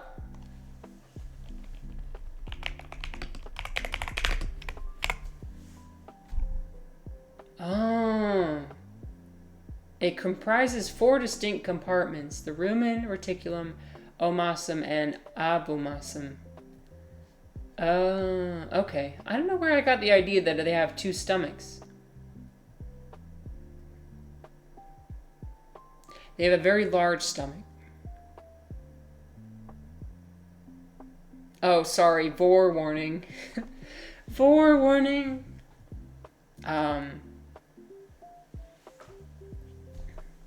Oh, shit. No, I'm sorry. I was pulling up a diagram.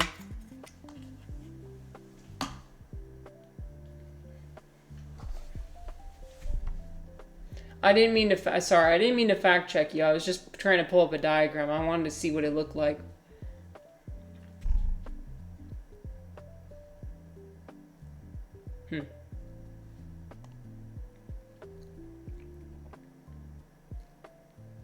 Let's see. Yeah. Large. We all eventually get consumed by other living things. Yes. As a reminder. Here. Mushrooms will eat you when you die. Don't forget.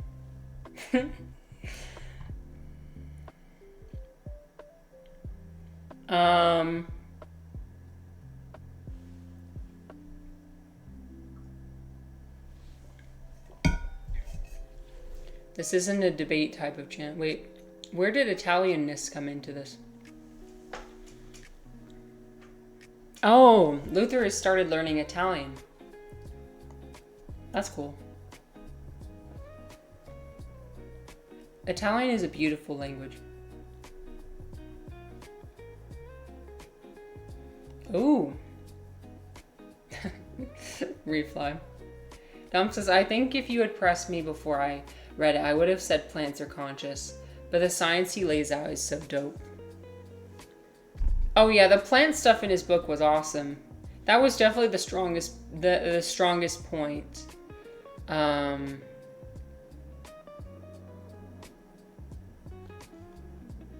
Yeah.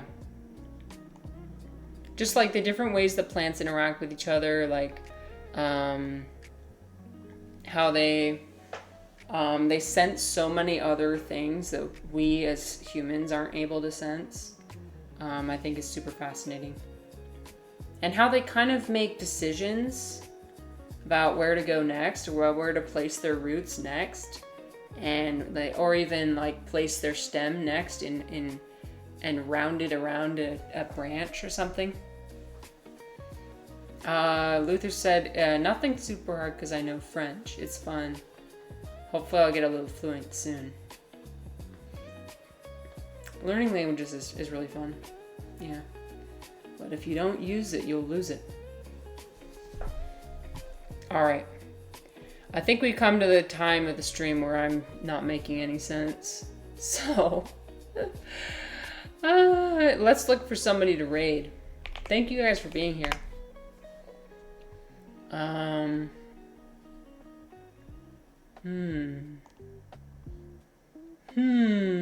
What should we do?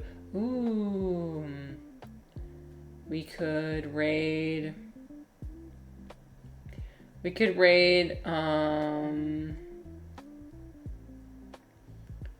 don't know. Okay, who have I not raided recently? Oh! Wait, I've kind of always wanted to raid Dave. Wait, Dave is awesome. Okay. I want to raid Dave. He's so great. So, he is... How do I describe his channel? He does IRL content. He does food content. He makes food. He's super chill. Super nice guy. Super marijuana positive streamer. And I think he may, well, he's very like, well, I can't even begin to put him in a box. But I do enjoy I do enjoy watching his streams. He was doing streams about China at one point, like looking at all the nature in China, in like a specific area in, I think it was Yunnan. And he was just like saying how much he wanted to live there and how it was so cool, and we related about that. So, anyway, okay. Let me just pull it up. He's cleaning his shed right now to make space for my 1970 Honda CT70. Everyone go say hi.